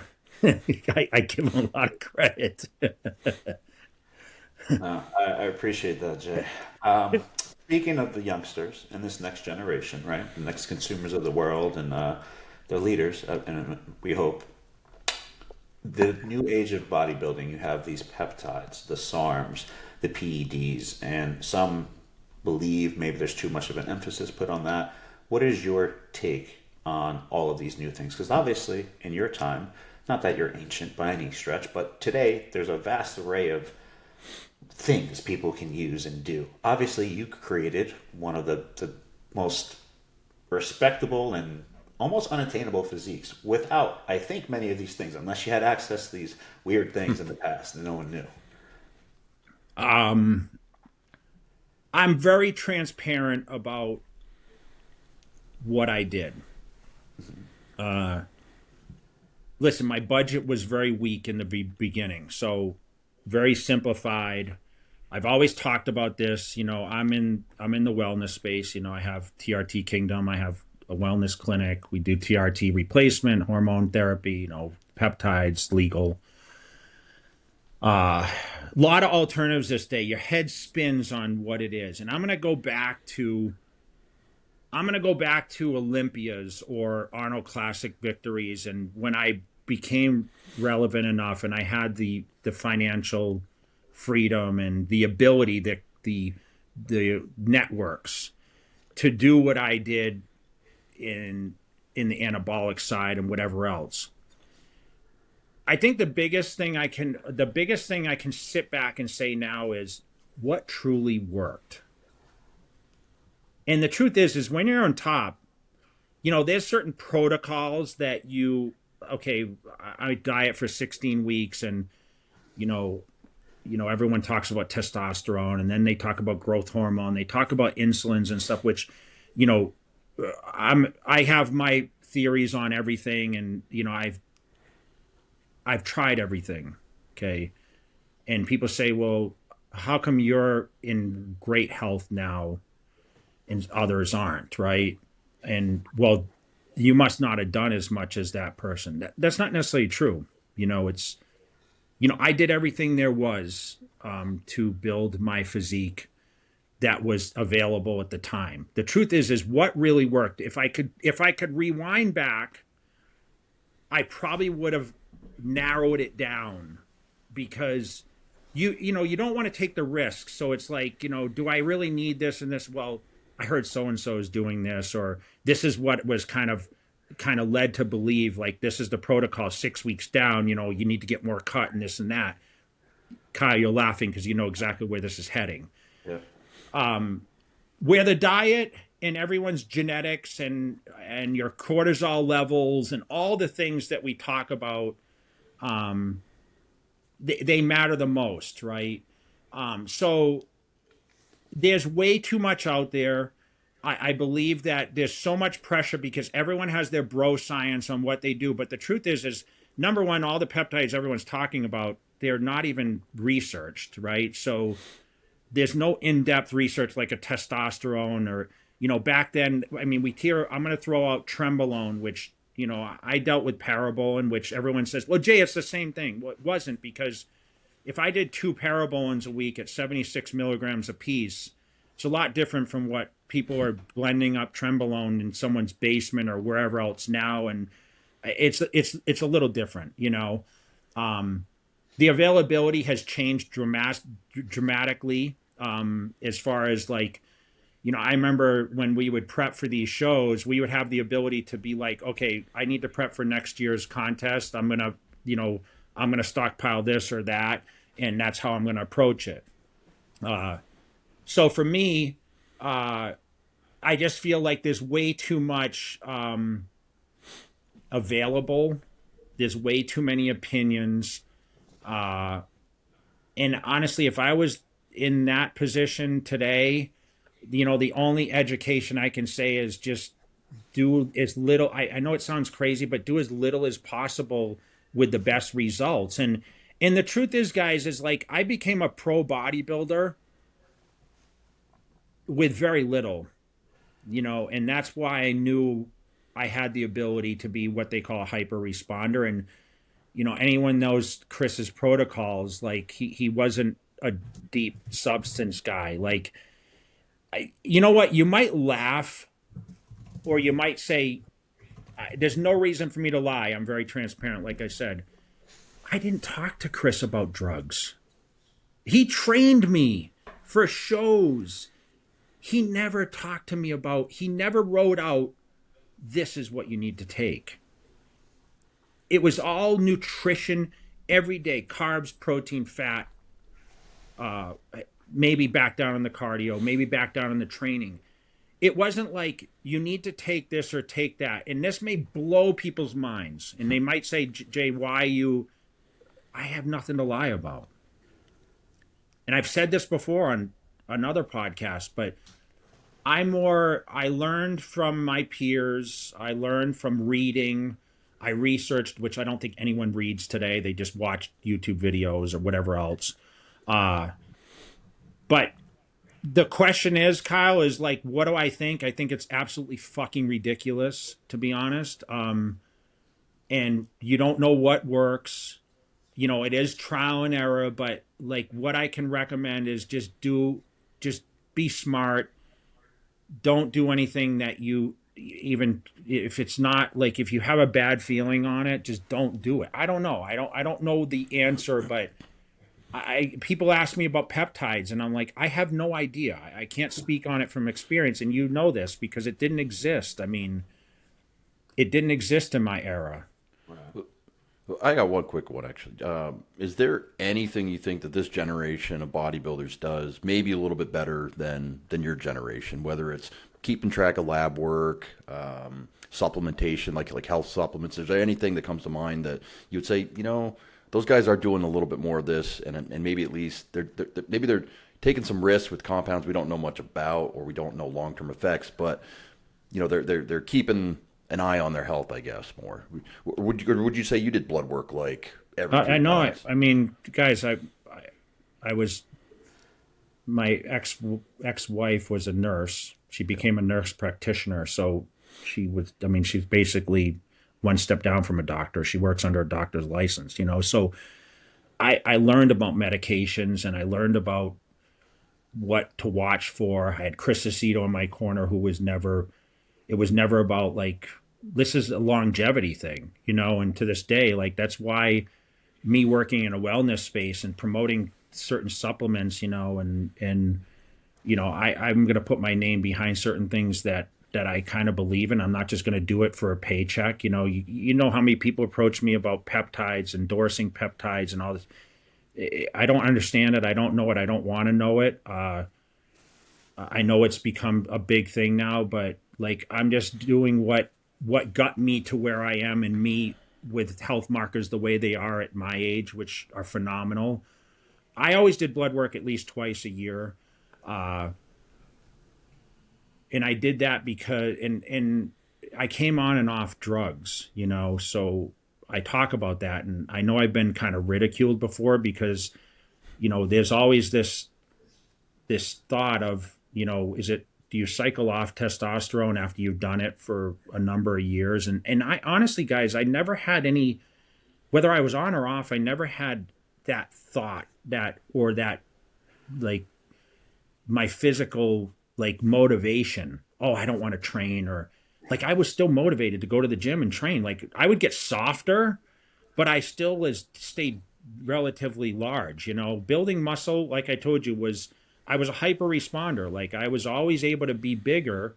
And the truth is like I always said, if I come off, how long is it in my system, guys? Like if I come off for 4 or 5 months, it's probably still traces, right? So especially someone that's done it years of cycling or whatever else for, these bodybuilding competitions or whatever else.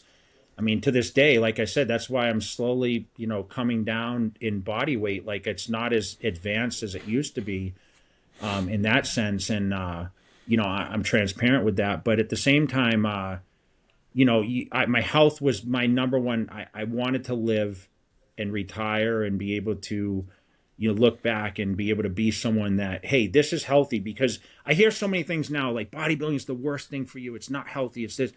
Listen, my friends, I've lost a lot of friends to alcoholism or drugs or just genetic disposition, like 40 years old having a heart attack, or like you just don't know what cards are dealt to you. Okay, so I can't sit here but you've got to do the best of your ability to navigate correctly. And kamikaze shit, it's not worth it. It's not worth it because I never looked at bodybuilding as like, okay, this is my opportunity to make $1 gazillion and retire and go sit on a beach the rest of my life. Like I said, it was something that gave me a reason to wake up every day and go to the gym and still to this day lift weights. But at the same time, you have to educate yourself. And I think the education is lacking. I think the diets are the worst they've ever been, guys. I think this whole, like, certain guys can just, whether they're enhanced or not enhanced genetics, they can go out and eat burgers and all this garbage and whatever else. Like, we were taught, like I told you, I'm going back to 6 meals a day of the clean food. I think the training's all over the place. I don't think, longevity. I still think volume training is still the key. And that's my opinion. And you guys can sit here and say, well, Jay, I preach something else. I think volume, I never trained a failure in my life. I always talk about that. I never trained with a training partner necessarily. So I never had like, yeah, let's do more reps, or drop sets, or I built an Olympia physique but like I said, I'm one in a gazillion bodies that probably can grow like that. So yes, it's genetics. But I believe that, to this day where I can sit here and, I have no shoulder or knee pain or hip pain or back pain or whatever else, I did something right. I mean, is it the tissue work? Is it the training style? Is it genetics? There's a lot of things that just worked in my favor. And, I look at today's world and it's just a mix up of everything, to be honest. Yeah, that leads me into the next question I was actually going to ask you. Speaking of doing things right, obviously training, it seems like you picked the right cards in terms of how your physique progressed, coupled with the longevity factor of how you're feeling today, right? Not many people can walk away from bodybuilding pain-free, we'll say. Mm-hmm. In terms of in your career, you mentioned in our conversations and probably on podcasts, you mentioned training twice a day, the volume, the 12 reps, etc. Is there anything specific that you could share that you feel might have been the best and worst for you? So I guess it's twofold, right? One part of is there training that you did where you're like, yeah, that definitely didn't work and I would never do that going back, coupled with was the 2 a days best for you and the higher frequency, or where maybe that was unnecessary? Yeah, the two-a-days kept my structure better. It kept my meal plan in better place because I knew, I always talk about the most efficient meals of the day being the first meal, the meal before and after training. So if you're doing that, if you're eating your first, I would train after my first meal. So I'd always follow up, take a nap after that, because it was usually I ate a lot of carbs after training. I was pretty responsive to carbohydrates rather than I ate moderate protein, moderate carbs, but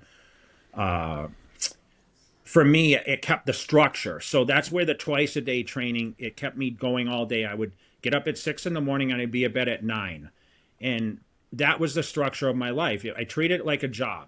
So today, you're all over the place with like people staying up super late or, not sleeping enough because sleep is the number one thing. And if you don't sleep, your cortisol's through the roof, your stress factors, there's just so many things. Like I forgot to really, I slept 8 hours and I never had sleep apnea. I still don't. I mean, one of the few. Never. You never had sleep apnea. Never. Even at 300 wow. pounds, I was 290 most of the time. I'm a side sleeper, but the twice a day, that really kept me with that structure, Kyle. I think that really gave me that, as far as that. What was the question again? I'm sorry. So we basically, a lot of people, I guess, because like you said, there's so many schools of thought now. They talk about ranges of motion, they talk about fatigue management, and the reality is just seeing how you train, seeing how a lot of people train. And from my experience, I always like the intense, quicker, not so much 5 minutes between sets. I just felt like, I don't know, more productive. Yeah, yeah. You So know? so never like training extremely heavy where I did under 8. I said 8 to 12. It's a broad range, but I never picked up a weight that I could only do 8 times. And I think that kept me from getting. I had the bicep injury later, but that was just more wear and tear. That wasn't a weight thing.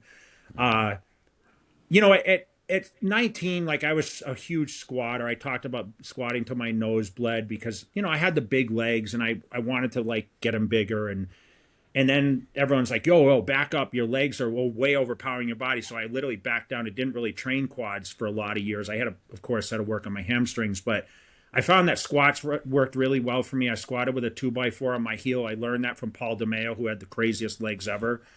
But the repetition thing, that's something I was adaptive because of Chris. And then not training to failure, meaning like, because I just didn't like training with partners. So I think that was helpful for me because that solitude in the gym and that introverted mindset, that's why I trained by myself. People used to invite me all the time to go to the gym and train. And I literally, when I was a youngster, I lived in Worcester and I started at this Gold's Gym, but Hammer Strength came out and I really wanted to take advantage of using different types of equipment because I was an average free weight user. So I drove 45 minutes to this gym. I'd get up at 4 in the morning and I'd get my meals in and I'd be at the gym at 7:30 because I had to avoid traffic. So I'd travel to this place, Billerica, Mass. And there's this guy, Derek Farnsworth, who you guys may know. He's a pro bodybuilder, smaller guy. He actually trained there. He grew up in Fitchburg, very close to where I was. He's actually the one that got me founded by this American Muscle magazine. It was like a TV show. And he's like, the guy used to call around and be like, hey, are there any new up and coming talent? He's like, oh, there's this kid with big legs in Worcester that, so he started calling me and that Lose the Wick gave me the motivation to actually get on stage and compete. I never really thought about it. Until the gym, I worked at Andy Stratus, gave me a free gym membership to compete in the show. But, and that's who he introduced him at Chris Aceto was Lose the Wick. Got Chris Aceto to come down for me. So I would travel to that gym just to train on equipment. So I had that open-minded to kind of like, okay, let me work with different angles. And what I learned is the angles worked best for me. So I wasn't super adaptive to do like the same thing, but I was one of these people that every single week I was sore after every workout. That's how I kind of judged my workouts, how sore I was. And you're going to get that with the crazy volume and the amount of food that I ate because the food was tremendous. I ate like a machine. But I would do the same sequence every single week. So the people that say like, well, you start with regular squats, so next week start with like front squats or start with leg press. I don't believe that. I think if you train with enough intensity, like literally The reps were the same, the weight, the machines were the same. I mean, the gym only has so many different pieces of equipment, especially with training with free weights. I mean, some of these guys are built in their basement. There's the next Mr. Olympia's in some basement somewhere training and, just doing the same shit over and over and over. So, like, I found the work for me, and I never ventured outside to be like fall into like, oh, Dorian Yates is like, everyone was doing the 1 rep to failure, which they had no idea even what, it wasn't even that. Like, if you really dig deep into what he did like sets, and then it was like 1 set all out. But obviously that, he had the injuries and whatever else. So, he wasn't, I mean, I feel like he's kind of a picture of like, he's doing well now, but like injuries pushed him out. Like he retired him, where I think the volume game, the open mind and not changing my path, just sticking to what made me from the very get-go to the very end to today. Today is the same exact training. I go to the gym, and the routine, if you followed me to the gym, I laugh. It's like Groundhog Day, same shit, same breakfast, same drive to the gym, same and I used to train, guys, I was so superstitious. If I did chest in a shirt and I had a good workout the week prior, I'd go back wearing the same shirt. It was so like just routine. If you have that ability to do that week after week and have success at it, greatness it's in your cards. The one last thing I wanted to touch on with training, Jay, just so the viewers hear, because I think when people hear failure, they don't quite understand what failure is. Like, so someone listening to this, Jay Cutler never went to failure. That means he had 5 reps left. What would be your definition of when you're training to failure? Just so like someone that perhaps doesn't know the ins and outs of your career, what does that look like? I stopped 1, 2, 3, 4, 5, depending on what it was. I had 1 or 2 left in me, probably. Burning, kind of like, I'm going to give a bench press, for example. You've seen it a million times. You get that little wiggle, to get that last rep. That's just the verge of injury, in my opinion. And it's bringing, like, the whole thing of going in the gym, and I know this is an impossible thing as a trainer.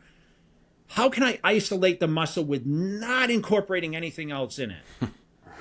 That's our goal, right? Is that if we could figure that out, if we could just find, and today, you get every equipment company being like, we found the isolation angle. Like, we know how, because machines have become so relevant now, and I think that is bad. I think people have, now they go in the gym as a youngster or a beginner, because a lot of people are starting at 40, 50, 60 now. They go right to the machines. And I feel like you still have to start with the core movements. Not to say like I think bench press is the worst exercise ever, barbell, but you still have to incorporate like what kind of builds that core. And that's the difference that I see today's youth is like, they'll go to a gym and they'll work on every machine before they really learn the metrics of like how to incorporate like the free weights and learn how their body works on what plane, what position. I mean, it's just like we talk about chest and creating that arch, the chest being the highest point when you press. And to really, my focus on a chest, like I had big shoulders, so I had a weak chest. I had to learn how to arch and really, instead of pushing with my shoulders and my triceps, I had to push with my chest. So my whole goal was to get the contraction. So I had to focus on doing less weight. And today, because of the phones and because of social media, like they want to show that weight so much and like, oh, I can bench 315 or, I can use this kind of dumbbells or I can load up 5 plates on a hammer machine. But if you look at their, where their back is on that position, like, Sally can do 5 plates on the bench press hammer strength. You know what I mean? Yeah. It's just so, it has such like little relevance in bodybuilding. It's ego lifting. It's ego lifting, but it's also like, it's just such bullshit. It's like you want to go in and you want to think, how can I get to the finish line the quickest, most effective way how can I just isolate? If I could get in and isolate in 4 sets and get that crazy pump, that's enough. Walk out. That's it. I don't have to do 20 sets today. And I had that ability to have that switch where it wasn't like, wow, I have to be, some guys would just do too much. Kyle, you deal with this with some of your athletes are just, they don't know have an off switch. And that's where injuries, that's where the longevity and all these things. So I don't even know how how I get going on these tangents, but I think, that's where I think that I had, like, that's what I would probably give best to credit of my success is like that ability to let's not fall into the trap of everyone else to read, well, Joe over there, like Dorian Yates, for example, everyone did blood and guts. Everybody in early 90s was like, Dorian's the man. He's good. He's doing this blood and guts. We need to train like that. And I never fell into that shit ever. Did you? I lied. I have one more thing for training that I think Andrew and everyone would appreciate. You mentioned from a volume standpoint, 20, even 40 sets. So whether you're in off season or prep, and let's just say you have a great chest workout, were you always one? Were you like logging everything you did to where you're like, hey, I know I wore the blue shirt last week. This is what I did. I'm doing this moving forward because of how I felt after. Or would you be in the gym sometimes where you're like, you know what, this feels pretty good today. I'm gonna keep rocking with it. Yeah, that worry. I journaled. I do have journals, not as much as Milos. He brought the journals on the podcast one time. He's pretty decisive on that. But I journaled for a long time until I was able to, like, it just became second nature.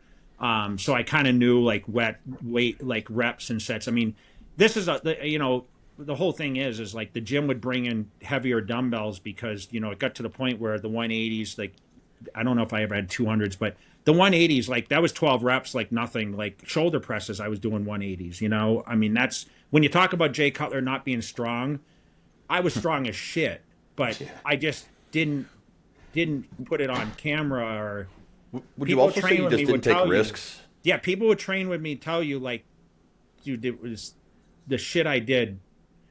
It was just out of this world, some days, But the truth is like whether I was resting more, I'd come off on these weekend escapades that I tore around. Of course, I'd lose weight every week, and by the time I got to Wednesday, Thursday, I had that capacity, like that fullness back, and that's when I could go in the gym and perform at the best. So when you talk about like, hey, I'm rolling with it, training for the shows, that's where I was the most efficient, like because I wasn't a dieter in a sense. Like I would eat more and more and more as the show came up, because like my body got so fast, my metabolism got so fast that I was dieting on 1,000 carbs a day. And, by the time, you eat breakfast and you have 200 grams of carbs and, I was still eating, 20 egg whites or whatever. I mean, I was feeding 200. I mean, I was lean at 280, even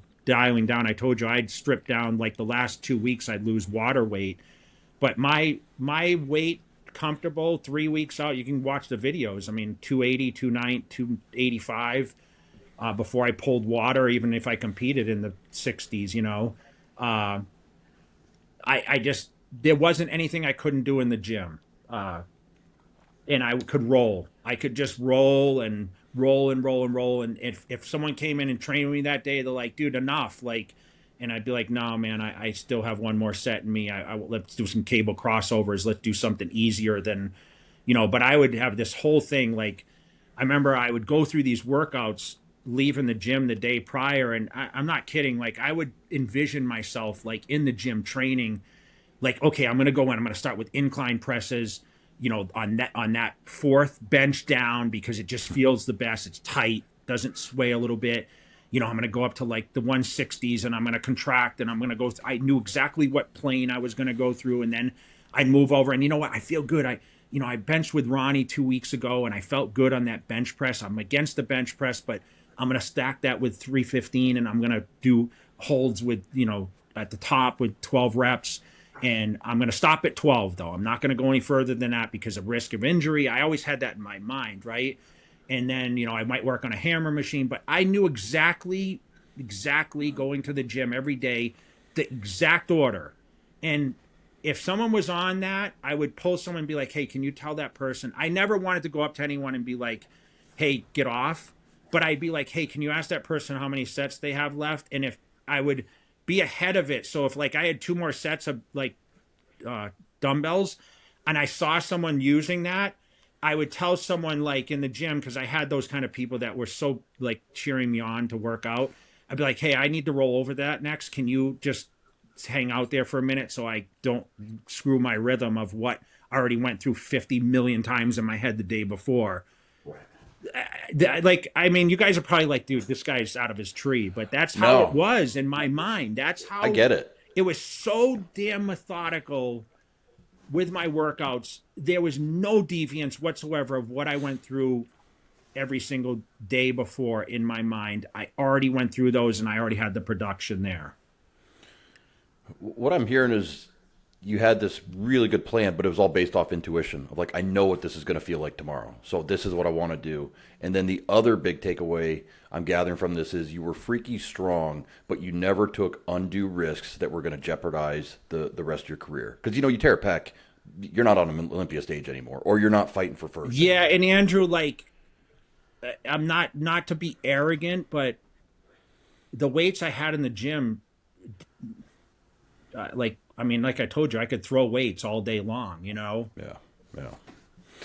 I have all your DVDs. But I, if you ever watched, like, damn, you got 4 more, Jay. You know what I mean? Like, there was always that case. I mean, you see the videos of me training with Hany doing the T-bar rows. That was, I got up some heavy weights on that, and I always talk about like the heavy dumbbell rows when I went up to like the 180s. That thickened my waist a lot. I remember leaving the gym and now I think about it and I'm like, why did I do that? Because I would do those 1-arm rows with the 180s or the 200s, and I remember the 2 days later my obliques would be so sore. And that's how, like, because I never was blessed with a small waist, but it did get thicker and it was mainly because I was trying to build my back to beat Ronnie Coleman. And I would just go crazy heavy on those 1-arm rows. And it put so much pressure on your waist, because the back was only so strong. Let's be realistic. I mean, when you're starting to row like 180s or 200, I think I had 200s at the time that I used for that, maybe 180s. It wasn't necessary. That's where but I could do it 15 times. And I held that shit with my fingertips. No. I look at these 300-pound weights they have at the Gold's gyms now, they have them in the front. Guys, I couldn't even pick that. If I tried to pick it up, I'd tear my biceps, man. It's amazing what food and drugs will do for your strength, Absolutely. Let's talk a little bit about life, beyond the muscle, What's the proudest moment for you outside of bodybuilding?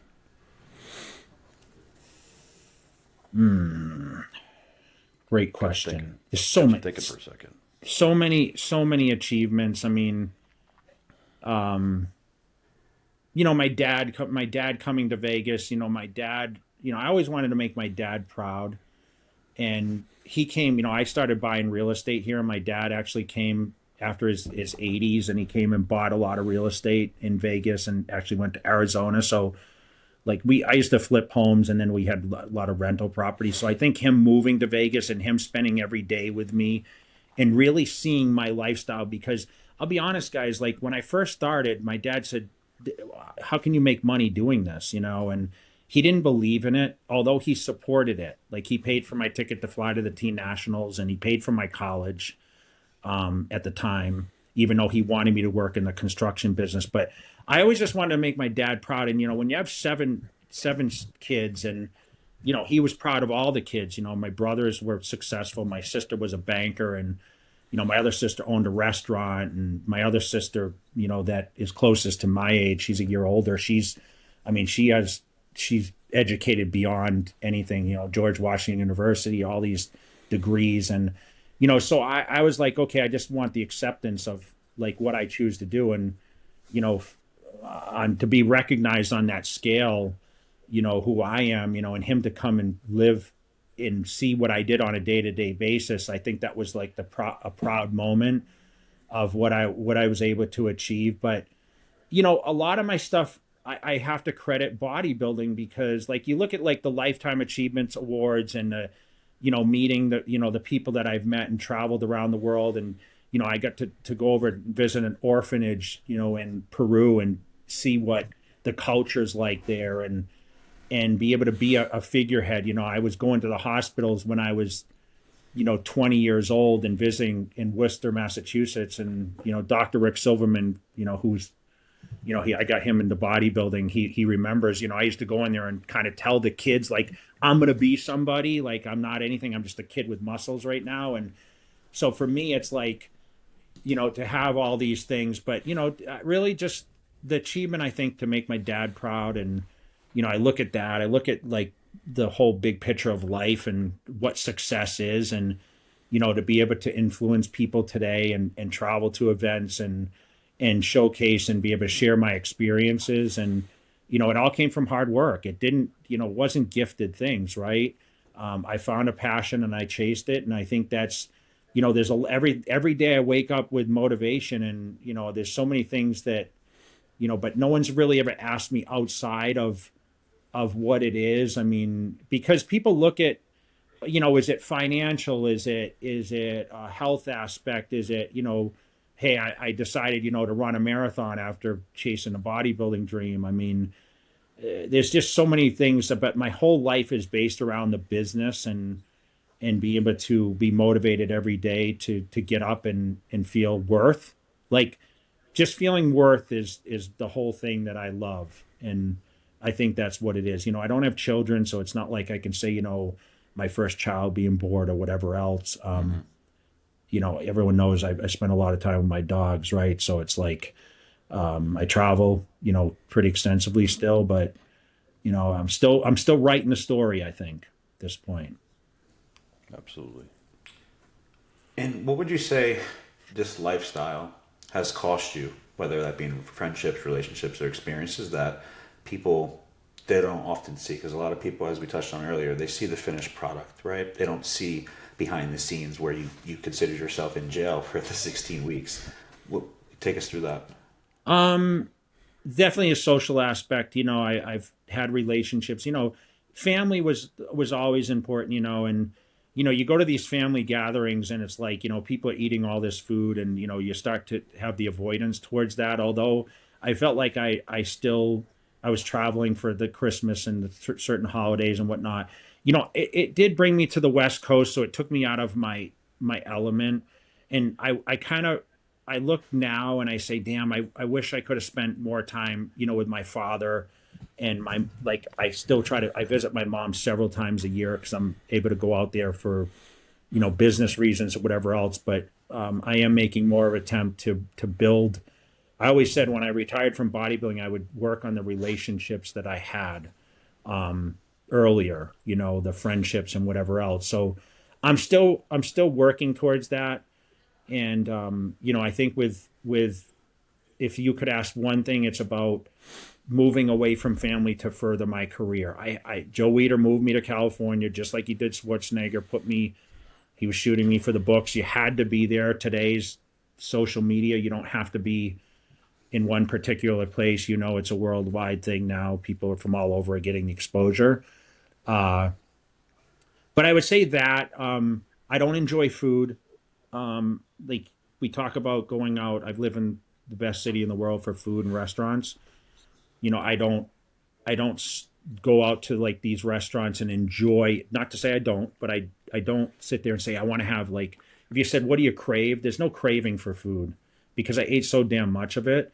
And I'm not like, I'm not a wine drinker or, someone that, I don't smoke cigars, which I think is very common today. Like, I think there's a lot of social aspects to that. I've been spoiled that, I've been able to do everything I've wanted to do. I've traveled the best accommodations. So when you say, what's on your bucket list, I don't have a bucket list of like where I would like destinations to go to. I've been everywhere. I still would like to travel to Bali or Thailand. Like I haven't been to Bali or Thailand before, but I just don't want to endure the flight because I hate flying more than anyone probably on the planet. Like, I feel it's the biggest waste of time. Like, I think about when I fly tomorrow to go to Boston and I spend 5 hours on a plane. It's 5 hours wasted of your life that, like, I could be more productive, right? So people say, well, you can get into emails and this and that, but you know how that works. You're in it for a few minutes and then it's like, oh, I'll get to this when I have a better head for it. It's like, sometimes I just want to shut out. And then, I'm a thinker. So like when I get on there, I come up with all these brilliant ideas and I write stuff down and I get off the plane and then I'm supposed to be enjoying time with family and I'm thinking about, okay, this business venture and how can we expand this and, marketing strategy towards, okay, we're launching this.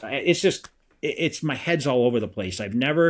People around me said, I've never met anyone that's like thinking 12 things at the same time. And Angie always says that. She says, I would love to be inside your head to understand what goes on, because like all of a sudden I'll just come up with these things. I'm one of these guys, I'll wake up in the night and be like, I got it. I got this, and I have to go and write it down or put it in my phone, right? There's no shut off switch for me. So I think that's kind of like, if you say bodybuilding, the positive things about like the work ethic and whatever else, but there's no off switch. And I think that's carried over. I thought when I'd quit, like I would be more relaxed and whatever else, but it's like I need to find things that keep me motivated and keep me active. Fair. And this last piece before we move into this final segment here is a question that you kind of touched on earlier, but I didn't want to dive down and divert from our goal here with the conversation. But you mentioned you only worked with pretty much two nutritionists or trainers in your career, right? Now, obviously, it sounds like you met a really fantastic one in Aceto very young. Do you think athletes today are a bit different in the sense where maybe because there's so many different coaches out there, but it sounds like you kind of have like a bond, and regardless of your placings, obviously, as people now know, if they didn't, you didn't just win every single time. There are plenty of losses you endured where you kind of took with you, hey, this worked out, and maybe this didn't. Let's change this moving forward. Why was it only that you worked with the two coaches? Was it more of a trust and loyalty thing, or was it more of you knew at the end of the day that you had more work to do, and that was a you thing? You're going to love this, but it was the friendship. So when Chris came and looked at me, I mentioned, like, I didn't know him. He didn't know me. He slept on my couch. I didn't look at him as a coach. He was my buddy with an eye that knew better than me.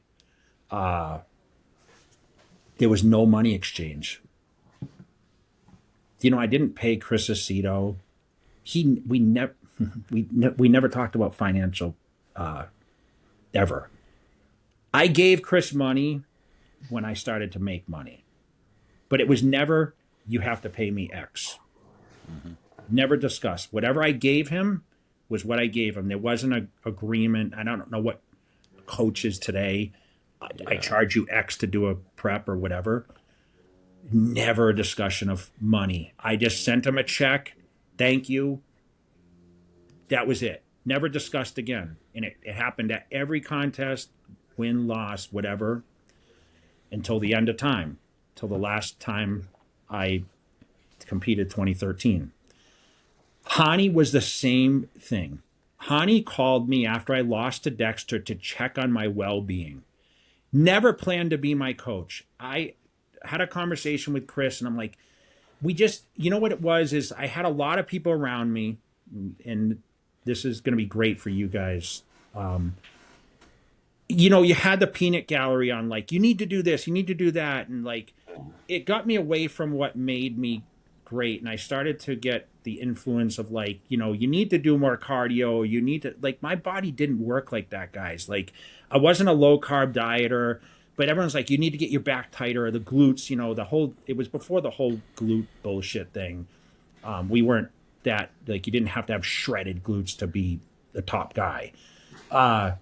But Chris just got tired of the bullshit of listening. Like, he's like, dude, get rid of these people. They're not good for you, So I think it got to that, and I think that I didn't want to upset him, and And, we kind of talked like this isn't really working because I wasn't being as coachable as I could from Chris. I started to wonder, okay, maybe what he's telling me is wrong. So when Hany called and checked on me, I said, listen, I'm going to do this on my own. I'm going to come back. At first I was going to quit. In '08, I'm like, I'm fucking done. I'm not good anymore. I'm too old. I've had my heyday. This isn't working. That happened for about a couple weeks. And then it was like, he kept calling and checking on me. And I want to say we spent like a holiday. He came down or something and like we spent some time together or something just as friends. And he was on Ronnie Coleman team. So he was kind of like the enemy in a sense. Like he was going on cruises with Ronnie at the time. And I'm like, is he, I didn't think this at the time because I'm just I can kind of read people, but I wasn't like, oh, he's busting in my camp to see what's going on in my head. You know what I mean? And by then Ronnie was retired, right? He was done. He had quit in '07. So '08 was the first time I had to stand. And that was the confusion for me is like, I was so big, Ronnie, it was like bigger every year. And then all of a sudden Ronnie leaves and I'm up against these smaller guys. Like Dexter's a lot smaller. So it's like, okay, I'm confused on how I should come in. So '08, I tried to tear it down and be smaller. It just didn't work for me. Anyone that knows a big physique, you can't go from I won the Olympia, my first Olympia at 273. And here I am trying to come in the 60s again. And my body was just all over the place coming down from the same off season. And, Hany came in, we spent some time. Phil came out and trained with me because Phil was up and coming. He had just done that Olympia. He got third in his first one. We were good friends anyway. He kind of was like telling Hany, you should, maybe work with Jay a little bit or whatever. And I wasn't receptive to it immediately. And then somehow I just said, hey, can you keep an eye on me if I start doing this thing on my own? And Hany's like, no problem. It wasn't like, oh, I hired him. So we started training together. We shot the FST videos together and he taught me a little training difference of like, training that 7 sets to basically failure, like at the time, which I never had done. And then next thing you know, we end up working together. It's kind of like me and Phil are a team. And then Hany's like coaching us both. And I come back in '09 and, quad stomped my way and 254 was my body weight, which was the lightest it had been. And, I got on a step mill for the first time ever. I used anti-estrogens for the first time ever in my career. Still same diet, fish, white fish, low fat diet, a lot of carbs, but, different little bit of training difference. I did, train a little heavier all the way through. He was a little more precise on everything, and that's how that relationship started. But Hany was a great individual still to this day. Like I credit him for the friendship. There was never that thought of you're my coach. Like, and we went, we did the wine thing together. Like we went to wine country and we spent time eating and, doing all these things. I didn't go on cruises necessarily with him, but we spent a lot of time outside of the gym and building the friendship. And I think that's what was really cool about both those people. Is they were both in my corner as friends and I didn't look at them as coaches, if that makes sense. Yep. There are no transactions. I get it. No, I feel. And it wasn't a financial thing. Like Hany wasn't. We didn't talk about you need to pay me X, which I don't know what the agreements are today with these guys. But that was the cool thing is like it wasn't like you need to pay me like a percentage or. Like, because like Hany didn't know what I was like. He thought, okay, like everyone else counted me out. Like you guys don't understand how bad it was then. Like Phil Heath would talk about it. Like they shit all over me, and Phil felt terrible because Phil was on the come up, and he's like, I can't believe this guy was 2 years ago was the greatest thing ever, and now all of a sudden like everyone's writing him off. So that's why like Phil and I relationship is unlike anyone's because I told him, I said, dude. This very fickle industry, you're going to see this and just be prepared. And I think that mentally prepared Phil more than anything, visually seeing what happened to me as like, the greatest guy and the next coming after Coleman and like the respect factor everyone had to me, the behind the back whispers and like the kind of, people like, you might think that people are cheering for you, but indirectly they're hating, and that sucked because I knew it. But you know what? I didn't rely on people's appreciation for me ever. It was individually driven. So, like I said, when I truly did not care what people thought, because it wasn't like these were people that I relied on for any motivation or anything like that. I was my own individual. I was very on the path and just separated from all society pretty much. I did my work and I went back to business, and that was it. The people that supported me, and that's where, so I credit both Hany and Chris. I mean, obviously I have the longer history with the Chris because he worked with me as a kid, but Hany to this day, like he gave me that opportunity as friends, and we enjoyed it together. And I was his first. I was his first. I think Nicole Wilkins, I think, won that year too, but I don't know if he helped her that year. But I was his first Olympia champ. Do you think in Hany, because I feel like coaches have this, I don't want to call it like a God complex, but do you think it was he wanted the challenge of like, okay, everyone else is saying this guy's washed up, he's on his way out, he's already come up the mountain, he's on his way down. I want to prove I can still put him back on the mountain or help him. No, at the time, because he wasn't Hany that we know about. He wasn't putting 25-time champion in a title or anything like that. Like that, you're seeing a different person than, like, because of social media. He was just a guy. He was a guy that was, Phil Heath was building. Phil Heath was people still said Phil wasn't going to be Mr. Olympia. He was narrow. He didn't have the structure that he formed himself into. I always thought he'd be Mr. Olympia from the get-go. I told Chris Aceto the first time I met Phil Heath, I found the next Mr. Olympia. I sent pictures to Chris. He said, no. He said, I don't see it. But I knew Phil's mindset. Mindset was everything. And that's where Phil was able to block the noise and win 7 in a row, which, and damn dominating all those 7. So I think Hany just truly cared. So I have to give him credit on that. He truly cared about our friendship, about my well-being, and he witnessed shitty people putting down someone who gave so much to the industry. And I always, like, you guys I cheer everyone on. Like, it was just really shitty at the time for people to put me down, because I just really tried to represent like what it was. I was a hard worker, and I stumbled a little bit, but he brought me back up. And I think that was just like, he loved being a part of it because he believed in me. Okay. So I want to finish this up with just a few rapid fire, just some quick answer questions,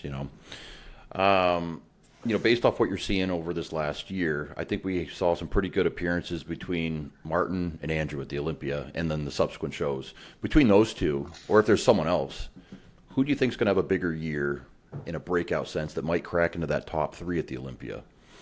Maybe you might win the Arnold. Listen, I've known Martin since he was a kid. I met him in Wyoming. He guest posed for me. I had a Jay Cutler Classic out there. So I got put him on JTV before he was known. I remember calling Dave Borlage.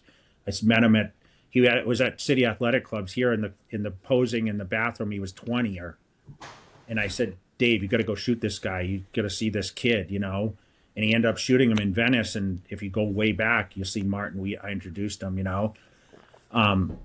Listen, Andrew Jack was a social media guy. Like, he was shooting with Larry Wheels. He was like a strength guy. And he came on the scene, and we haven't seen anyone with that dominance as far as the shoulder width and the tie-ins and all the tools to be Mr. Olympia. And I don't ever make predictions because I cheer both these guys on. I have a relationship with both. I mean, probably more with Martin because, like, I was sitting in the front row when he got 4th the year prior. I didn't go to this past Olympia, but he I was cheering him on because like he was schooling a lot of that lineup, including Andrew Jack. Andrew Jack was behind him in that one. He's the guy that nothing jumps out at you, but he's just put together right. When he hits it, he hits it. If he's off, like when he was off against Bumstead in Prague, there's some opinions there. Andrew Jack is Mr. Olympia all the way. As far as if he just he has all the tools.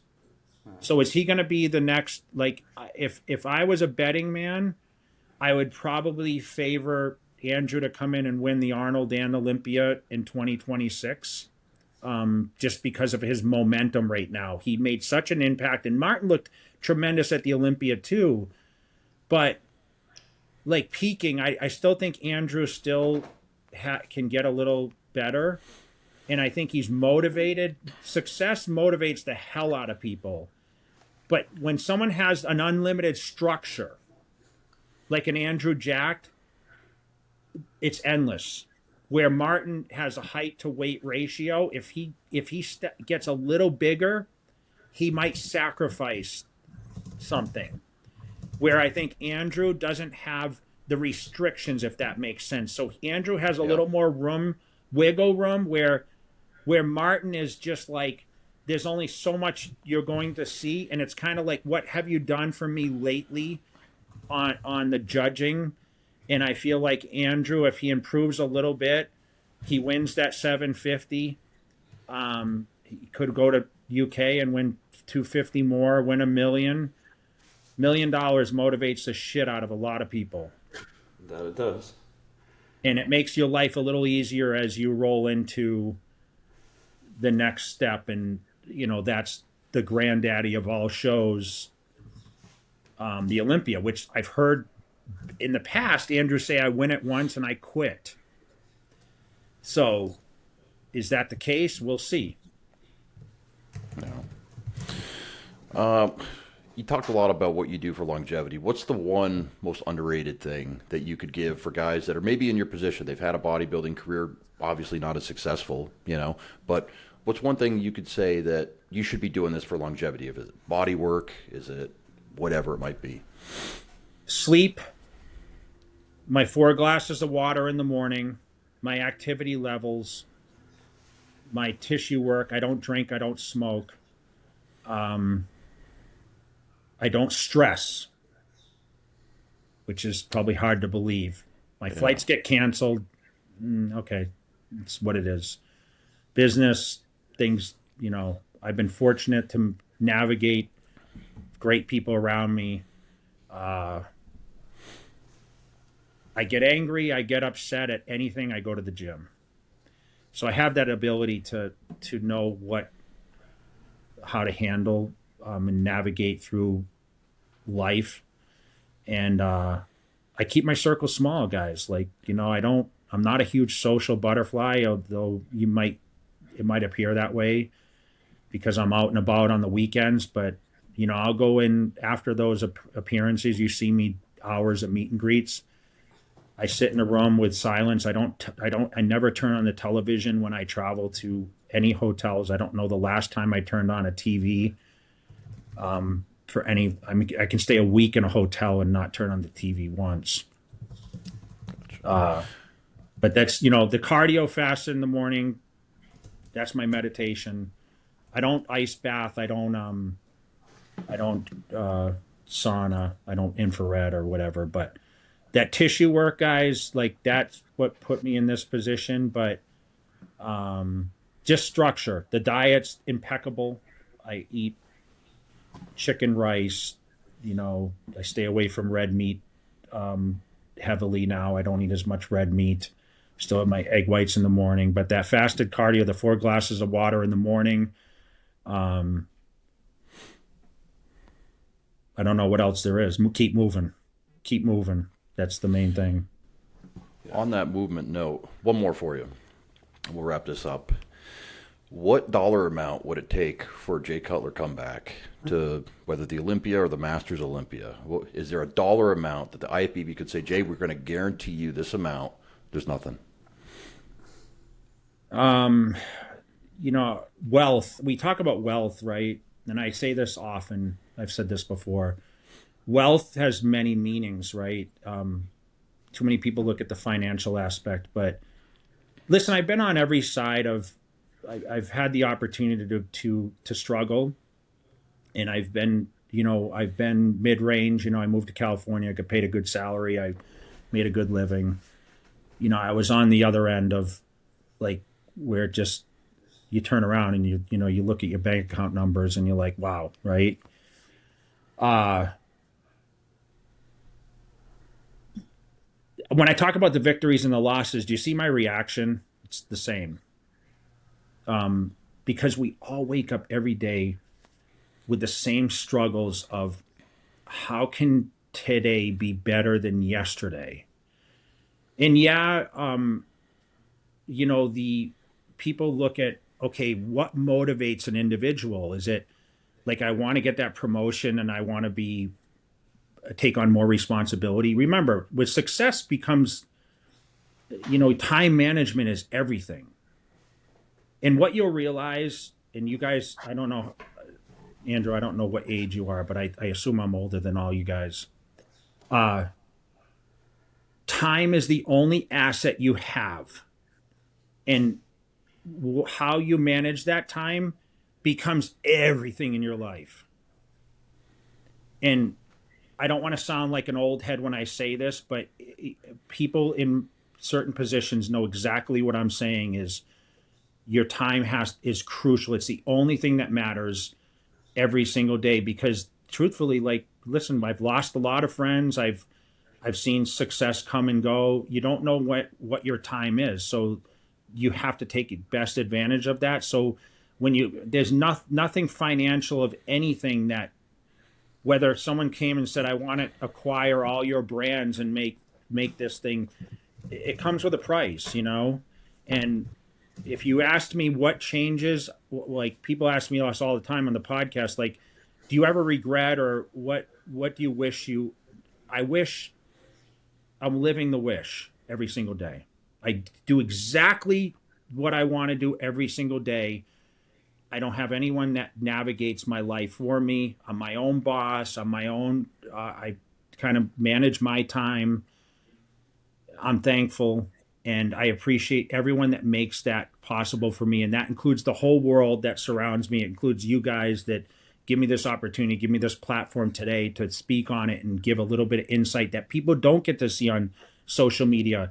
I get on there and do short clips, but when you really dig deep into someone's worth and their values and, like, where they're at, spiritually, mentally, like, I was, like I said, I was that guy. I'm to this guy today, but time is everything. That I don't look at financial as anything that motivates me. Anyone that knows me well will tell you the same thing. There's nothing that intrigues me in that sense. But time, enjoy your time. It's important. And Jay, final thing for you. You shared a lot of advice that you were given over the years, and your tips and philosophies, so we appreciate that. Mm-hmm. But for that young boy at home that perhaps has access to some DVDs or YouTube videos that are replicas, what's the best piece of advice you can give to that young man at home or woman that is looking to be the next Jay Cutler in today's era? Surround yourself with people that believe. Like, we don't do this individual. I'm going to go back to, be your own person. Believe in your abilities. If your heart tells you to chase something, I know people say this all the time, follow your heart and follow your passion. Like I was so scared I wasn't going to be something in life. Fear drives me, guys. Like, fear of me sitting on here and then waking up tomorrow and my back sore, like, after talking about how I don't have, or getting an injury or like a health condition or losing a loved one or whatever else. Like, fear drives me every single day. Don't be afraid to accept that. Fear of failure is a very powerful thing.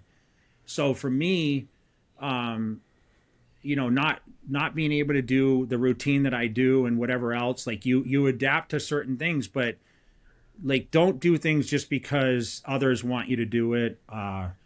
you know, if you really believe in yourself, like just continue to chase it. You're going to be knocked down. You're going to have, I think my career is like a lot of people are motivated by what I did because I was knocked down so many times over, but I continue to get back up and make the best of what it is.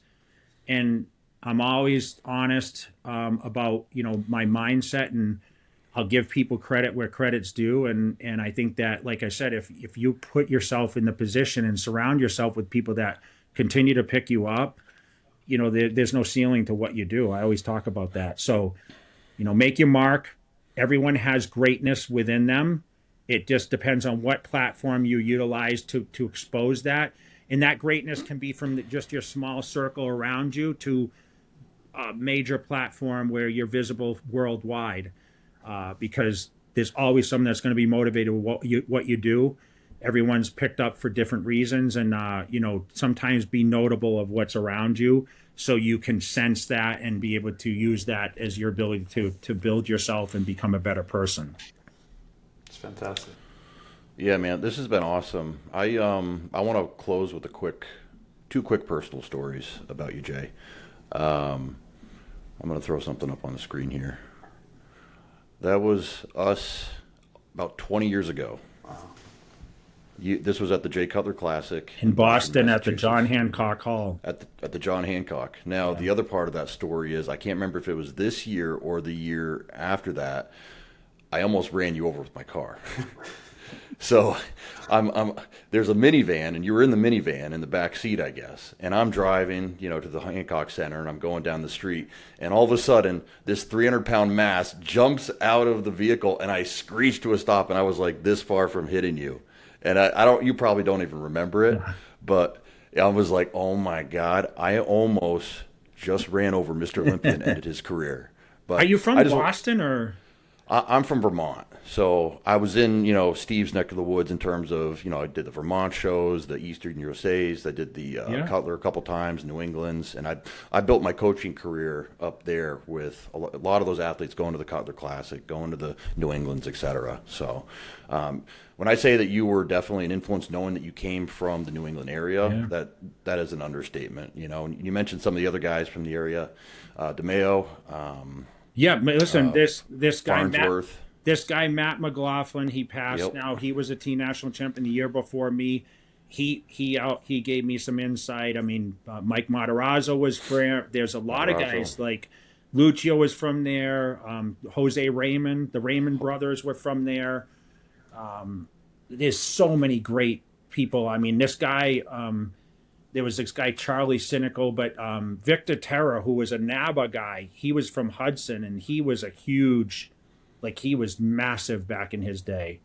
Mm-hmm. So there's a lot of great guys. Remember, AAU was kind of like based before the NPC existed, was in the Worcester area. So, like, they had a pro show in the Worcester Mechanics Hall at one point. Samir Banu competed there. So it's awesome. You know the roots. You know what it's like coming from Massachusetts. And, you know, but I miss that. I miss the hardcore. Like, I feel I always laugh with Farnsworth about this. We say, we went to California and we turned those guys upside down. They didn't know what to think of our mentality with training, man, because he was a monster in the gym too. Like Derek was, he's competing at Masters Olympia. He's still a nut job. And he loves it more than me probably at this point because he's still going in his 50s, which, you know, I was done at 40. That was it. I shut it out, you know. So that's awesome. Yeah, I just want to close and say you were definitely my favorite bodybuilder coming up. As soon as I learned about you in 1998, I was rushing to the Flex magazine, the Muscular Development. What's a Picture of Jay? Or I had all your DVDs. Super fan, not afraid to admit it. So it's great to see where you've gone in life, where you continue to go, and I just want to thank you for joining. Yeah, man. Listen, I hope you maybe learned a couple things about me that, you know, more personal side, because when you sit down in a room, and I'm sure, like, hopefully listen, I'd love the opportunity to be able to, I love this, you know, picking the brain stories and knowing, like, I think you can see the intensity that I lived beyond, right? It's so much more than what you see, right? Or read about. There's only so much time, right? So much time to write an article or do stuff on social media, or DVDs were 7 hours. And I didn't say much. I just sat and ate. I never understood why people wanted to watch me eat all day long, and they thought that was the coolest shit ever. And this whole, Kyle, you know, this headband thing that they've used for this marketing, which was a ripped towel at the Gold's Gym. I never imagined that would be like a thing these days, you know? You know what it is? It's the mentality. Like watching Jay Cutler in his prime eating those 6 meals a day, and even when he doesn't want to do it, you know what I'm saying? And knowing he's going to the gym. And I remember vividly the video where Carrie, you know, you had trained so hard your hamstrings just started cramping, and she's sitting there stretching you right on the gym floor for like 15 minutes, you know? And it's like, wow, this guy's really been given everything. So I think it brings you to the mentality of what it takes to be at your level at that time period. So I thank you for that. I love that Mitsuru Okabe, wherever he is, he's in Japan. That guy, I owe the world to him, because like I told you, I was just, don't bother me, don't talk to me, but he got all this on film. But if we didn't have that, think about, watch my social media, whether it's Facebook, Instagram, TikTok, all this stuff.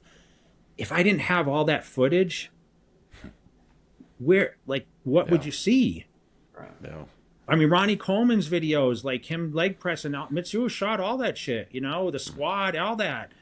Like, it was like, dude, we would challenge. Me and Ronnie were so competitive, like, my DVD is going to be better than yours, but he outdid me with, you know, the unbelievable. The lifts he did, bro, were just, I mean, I remember being in the gym. I just talk a little bit about Ronnie Coleman, man. Like, we go to Steve Weinberger's gym, you know, and we'd fly in Friday, and Friday was Ronnie's leg day, and I talk about this, like, he'd be in the corner squat, you know, it'd be like 4 plates, 5 plates, 6 plates. I'm like, fuck, man. Like, this was 12 at night. We just flew. Ronnie would come off the plane, no lie, guys, in tights. He would wear these purple tights, and he'd come off the plane in boots and tights, and the veins were pouring through his tights. And people in the airport, I would sit and, like, I would wait at baggage for him because we'd get a ride together to, like, go to location.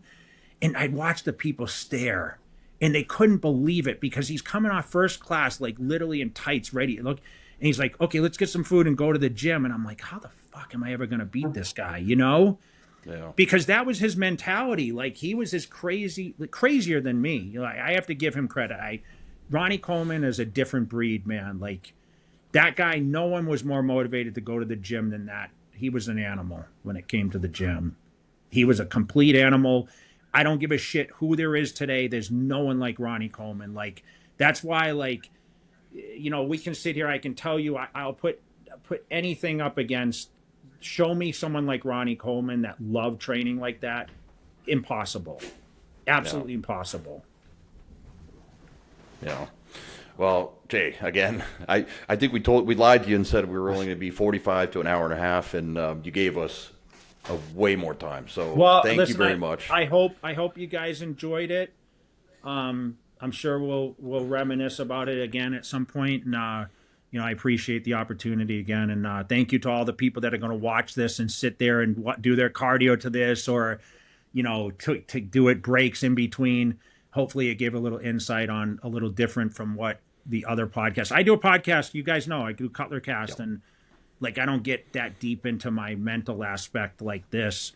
You know, I try to interview other people and listen to what they have to say, and you know, learn about them. And, you know, I sit back and, trust me, in my mind, I'm thinking, well, how did I do it versus how they do it, you know?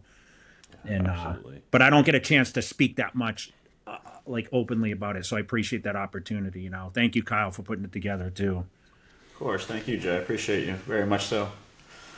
All right, guys, give us a like, subscribe. Leave us a question that you thought we should have asked Jay in the comments, and maybe we could talk him into coming in again sometime. With that, we are unracked. Thanks.